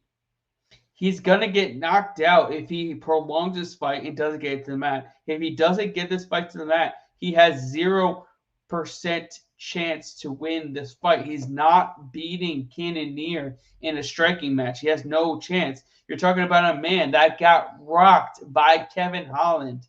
Kevin Holland is a career 170-pound fighter. He rocked his shit on the feet. He wanted no parts of being on the feet with Kevin Holland. He wants no parts of being on the feet with Jared Cannoneer. I understand how good Brunson has been over his last 5 fights after getting knocked the fuck out by Jacare Souza, after getting knocked the fuck out by Israel Adesanya. But who has he really beat? His last 2 wins were against career welterweights. Now he's going against a guy that used to fight at heavyweight, that used to fight at light heavyweight. Now it's at welterweight. And guess what? He has a knockout at heavyweight. He has a knockout at light heavyweight. And he has knockouts at middleweight. And guess what? I mean, he went against guys like Jan Blachowicz. He went against guys like Dominic Reyes. He went against guys like Glover Teixeira. Those 3 guys alone. 2 champions and 1 title contender. It's crazy if you think about it. This guy has fought the best of the best, and he hasn't gotten finished. Yeah. This man does not get finished. He doesn't get controlled on the mat. The only man that's ever controlled Jared Cannoneer on the mat is Glover Teixeira. And he did very, very well controlling him. He controlled it for 10 minutes.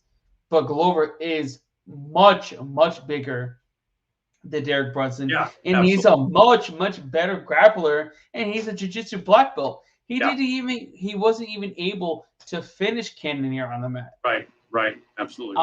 I'm very confident in Cannoneer's abilities. I do think his only loss at 185 pounds is the guy who's fighting Israel Adesanya.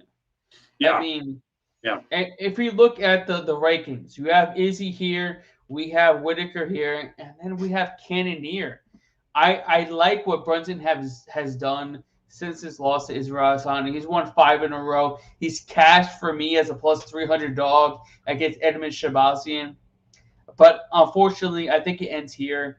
And then Brunson's also talking about how he's going to retire after 2 more fights. Well, he might have to retire a little bit sooner once he gets knocked the fuck out by Jared Cannoneer. I got Cannoneer here. I like him at minus 160. I like him by KO or plus 120. He gets the job done here. He solidifies himself as the next contender at 185 pounds. Could very well be. You feel a lot more strongly than I do on that, but I see that my friend Marcus Antonio Benuelos is leaning more toward the blonde Brunson, and I'm leaning toward, whereas the Blood Diamond, Michael Cook, is with you on that. But yeah, for me, no official pick on that, and so if people are passionate enough, you might want to go with the fight professor here, although I know Marcus Benuelos also knows his shit, so he's got the blonde Brunson. So we'll have to see. I don't know. It'd be fun if Cannoneer came in blonde as well, but I don't think that's going to happen. We've already seen that in the weigh-in. Anyway, so moving on, we have our fight. We're up to our co-main event. Yes. Co-main event of the evening in a fight at a heavyweight division between Derek the Black Beast Lewis and Tai Tuivasa. This fight definitely should not go the distance. It should be an absolute banger of a fight. And Lewis right now is a minus 170 favorite, and to come back on Tuivasa is a plus 150 underdog. Who do you got? I know Tuivasa is going in there from saying both of us mates are going to crack, right? They're both going to be cracking. Yeah, it's am I right? I know Michael's over there in Australia, right? It's going to be the Tuivasa for the second round KO. The Blood Diamond has spoken. I love it. Blood Diamond, I wouldn't mind seeing that. I like both guys, but on paper, the Black Beast wins this fight every day. Tuivasa, if you look at his wins, he beat me, he beat Marcus Benuelos, and he beat Garrett in his last 3 fights, right? So, in all honesty, those were good wins, but I don't know how good we were. Maybe the Marcus Benuelos had a chance, but he got caught, and those aren't we're not top contenders, unfortunately. Whereas Derek Lewis has been beating and losing to some top contenders, but a lot more experience. In all honesty, I love to see this fight be like amazing back and forth, and I love to see this be the fight that we expected when we saw Francis against Derek Lewis. And it really could be, but I don't know. I mean, the only thing that the Shoey man has in his favor is age. Tuivasa is 28, still just getting into his prime at heavyweight, early prime. Maybe not even there yet. Look at our guy Justin Perry. Look what he just said. I saw the video. He showed me the video. I was ecstatic when he showed me this video. Nice. He gave the beer. I love it, Justin. That's cool, man. No, Tuivasa is awesome. That's awesome. You helped him with the shoey. Sweet. Anyway, so Derek Lewis is 37 years old. So in all honesty, Lewis has got to bust a move, as young MC said 30 years ago. He can't keep on almost getting there. Although he can, I guess he's getting some good money. But yeah, Lewis can't keep fucking around. I think Lewis has to shut down this Australian. I think the man is. I think he's representing indigenous people. Is he out like Aboriginal or something? Or something. He's a unique background over there, and so he's an amazing dude. And I love that he's representing over there. But I got Derek Lewis as a good bet. Probably two or three units on this. I think he's just too good. He's just too experienced. He's just too big. He's too strong. And I wish I could find someone on Tai Tuivasa's record that he beat that was super impressive. Augusto Sakai had looked good, but by the time he went up against Tuivasa, he had already been knocked the fuck out by Overeem and Rose destroyed. So that really wasn't the Sakai of years earlier. And then Harry Hunsucker, God bless him, he's a tough guy. But, Stephen Struve was on his way out. Greg Hardy's low-key talented guy. I just wish there was someone a lot better than we could say we've seen Tuivasa beat. And I don't think there will be tomorrow night. Yeah, I mean, this is going to be fireworks. I expect these two guys to just come down, come in the middle and just throw down. That's what they do. That's what Derek Lewis does. That's what Tai Tuivasa does. They know that all it's going to take is one shot from either one of those two to put each other lights out. When we get down to the nitty-gritty, I do think Derek Lewis is a little bit better everywhere than Tai is. Tai's got, he's a little bit faster, and I give him that. but he's not as defensively sound as Derek Lewis is on the feet. I do think he gets countered way too often. If you look at the Greg Hardy, he got rocked in that fight.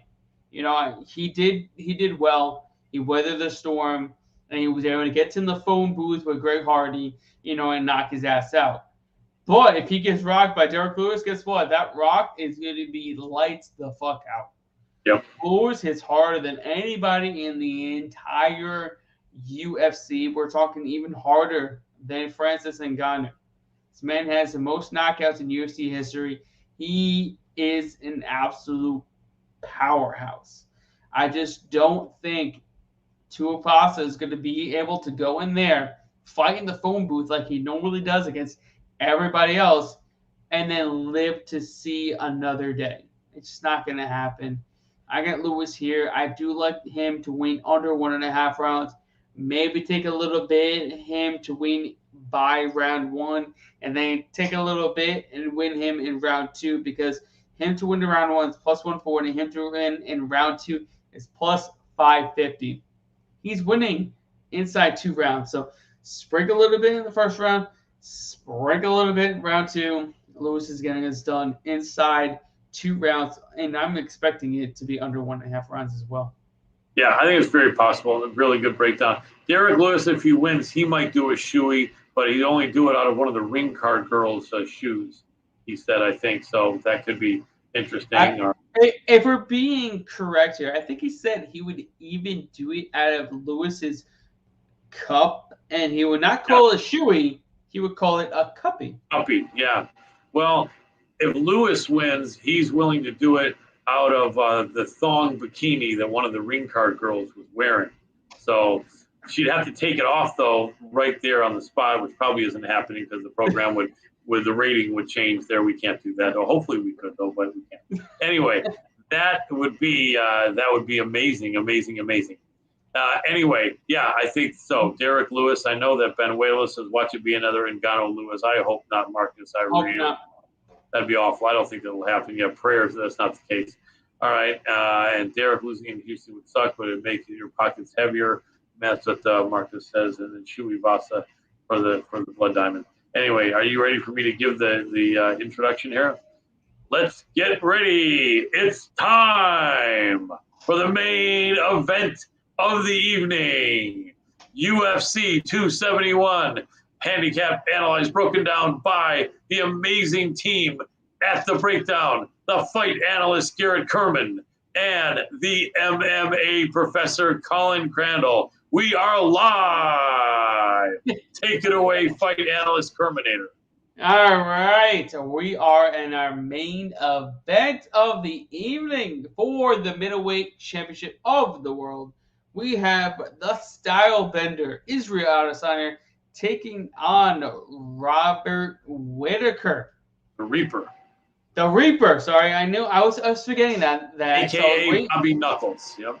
AKA Bobby Knuckles. All right. Right now, Israel is a minus 290 favorite in the comeback. On Robert Whittaker is a plus 225 underdog. Who do you got? So Robert Whittaker has been a pro for 13 years, and he's 31 years old. So he got an early start on things. He got his break in the UFC in 2012, December. So not quite 10 full years, but nearly 10 years he's been in the sport, and he's only 31. Another 21-year-old that we let in. Crazy. Absolutely crazy. Yeah. At welterweight, he was good but not great. He was cutting a lot of weight. But he had some good size, some good length. He was talented, but he was so depleted, he just couldn't take the shots well enough. And I think finally he realized that he just can't keep making that. And he was on a killing streak at middleweight. He was on, 1, 2, 3, 4, 5, 6, 7, 8, either 9 or 10. There's one of the fights, I don't know if it was still welterweight or not, but he either had 9 or 10 fight win streak at middleweight when he came up against Izzy. And that was 2.5 years ago, and there was a lot of pressure on him. He didn't look good. He said he had gotten under his skin. He was mad. He felt he had to perform, and he had various different reasons why he looked like, dog crap. in that fight. That was 2.5 years ago. Since then, beat Darren Till, and Till was actually pretty exciting at that point and tough. Good fight, Jared Cannoneer. He beat Cannoneer. Apparently came in with some kind of injury. He beat the shit out of Cannoneer. He did. He beat the brakes off Cannoneer. Kelvin Gastelum, he made Gastelum look like dog shit. Yeah, he did. He's giving away 4 inches in height and some reach. He's got better wrestling. I think he's been working on that a bit. I will say this: it's not going to end as quick as their first fight. I'm almost positive of that. I think Whittaker is going to be much more composed. I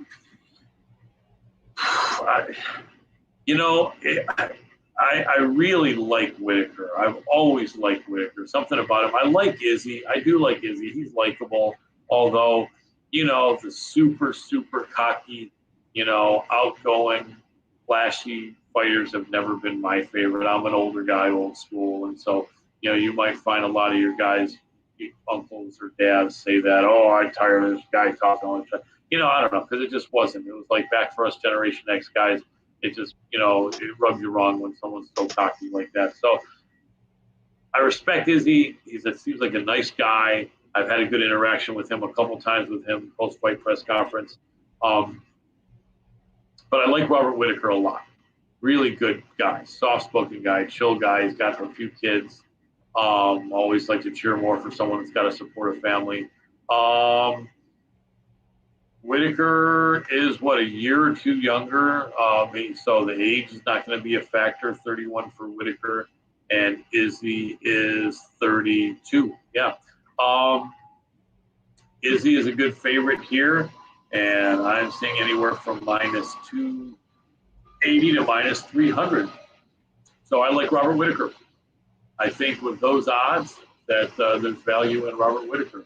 I think that I don't know that I would make it to the betting window because of how good Izzy is. I think I would say this fight goes over 2.5. I might even say it goes over 3.5. I think this fight may go the distance. It's going to go at least 2.5, 3 rounds. I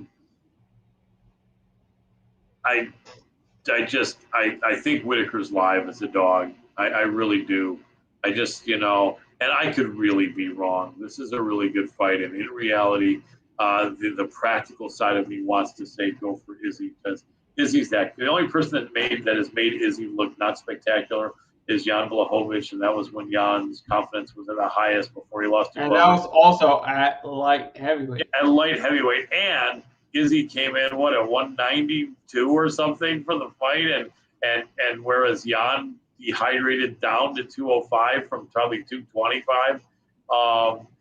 So evidence with past history would say you can't go against Izzy in this fight, and you probably shouldn't. I like I said, I may not even make it to the betting window, but I just have a feeling the Reaper is going to do something good, and I think there's a chance he will win this fight. I'm going to have to stop short of saying he's an official pick because I don't want to steer people wrong, but I think Whittaker has a good chance here, and this could be a really good fight. I think. Oh, this could be a great fight. Yeah. I don't expect it to look like the first fight. I expect Whittaker to be the best version of himself because he was going through a lot of shit in the first fight. He's going off of surgeries. He was going through a lot of personal stuff. I don't expect him to get knocked out. I expect this to be an absolute war, and I do expect this to go the distance. I feel like it's going to be a very close fight. But ultimately, I do think Israel retains the belt. I think Israel will be able to do enough to win on the judges' scorecards. Remember, you have to be the best. You have to beat the best. To be the champion, you have to beat the champion. You can't just play, patty cake bullshit on the outside. You're not going to win the fight. No. I do think he's going to need to mix in the takedowns a little bit to keep Israel, honest. Keep him from just unloading. And that's his best path to victory, to be able to mix in the takedowns, be able to control Izzy on the mat, get him tired, make him get that, that the arm is working and get everything tired. Because if not, Izzy's going to be able to beat him at distance all day. It's going to be like a walk in the park for him. Yeah, you can't just let him stay outside and pick him apart. Yeah, exactly. Yeah. So I expect Robert Whittaker to win a couple rounds. I feel like going into the 5th round, it's going to be tied up. It's going to be 2-2. And it's going to come down to who's got the better cardio. It's going to come down to who's going to bite down on the mouthpiece and really show who's the best in the fucking world. That's what it's going to come down to. And I think Israel's just going to be able to edge it out in that last round. We've seen Whittaker tend to fade as the fight goes on in both of his Joel Romero fights. And as we've seen in Izzy's fights, he goes hard for 25 minutes. We've seen him go 25 minutes against, Kelvin Gastelum, and he beat his ass, towards the end of that fight. And then he went 25 minutes with Marvin Vettori, and he beat his ass for 25 minutes. Not just the end of the fight. He beat his ass the first 2, 3, 4, 5, every freaking round. It was all Izzy in that fight. Yeah. So, I like Robert Whittaker as much as you do. He's awesome. He's super likable. But, Izzy, on the other hand, he's just that fucking good.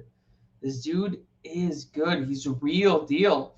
And I just don't know if Robert Whittaker doesn't get it done. I don't know who really can even remotely, be good enough to even push him to the brink of losing the belt at 185 pounds. He's just he's better than everybody. Yeah, he really is, and a lot better than most. We got Marcus Benuelos, Whittaker by decision and new. And then we have the Blood Diamond, Michael Cook, 5-round decision for Izzy in a 5-round war. And then Whittaker is Marcus's favorite active fighter, has been for a while. He's a little biased. Same thing. I think me and Marcus Benuelos on the same page on that one. But should be a really good fight. I think Whittaker is really going to go for it. But mixing in the wrestling is imperative. He's just got to do that. And I think he will. But I think it's going to be a good fight. I think it's going to be a really good night of fights. There may be a few that are duds, but, it seems like a lot of guys fight harder when they're on a high-profile pay-per-view like this. And so I think a lot of people are going to fight really hard. I think there's going to be some blood on the canvas. Absolutely. 110%. And it's not going to be blood diamonds. It's just going to be just blood. But our friend, the Blood Diamond, Michael Cook, is going to be there watching it. And as the true Blood Diamond, we'll see if the bootleg Blood Diamond, Mr. Metheta, wins, and then all the other fights are going to be exciting. But yeah, really appreciate you guys. Thank you, Marcus Benuela. I'm doing all the reading here. Sorry about that, Garrett. But no, you're good. I like it. Good time. Thank you, chatting with us all. Damn fun show. Turning in more often. Thank you, Marcus Benuelos. Really appreciate you, brother. Love to have you. If you want to tell a friend, also that'd be awesome. And then Michael Cook, Blood Diamond, as always, both of you guys, big appreciation, big respect for you guys. I'll leave this final thought to the great fight analyst and Kerminator, Garrett Kerman. And then you can throw it back to me if you want to, but I'll throw it to you for now. All right, guys. I appreciate you all for tuning in for this week's breakdown. UFC 271 on tap. Saturday night starts at 6 p.m. Eastern Standard Time for their early prelims, but the main card starts at 10 p.m. Eastern Standard Time on a pay-per-view. But before we go, my man, Colin Crandall, where can everybody find you on social media? See me on the MMA Power Hour. Also, Marcus Benuelos. Have a good time. Hope you do get to meet Brandon Moreno there in Houston. Have a great time at the event. That's awesome. Yes, please. Have fun.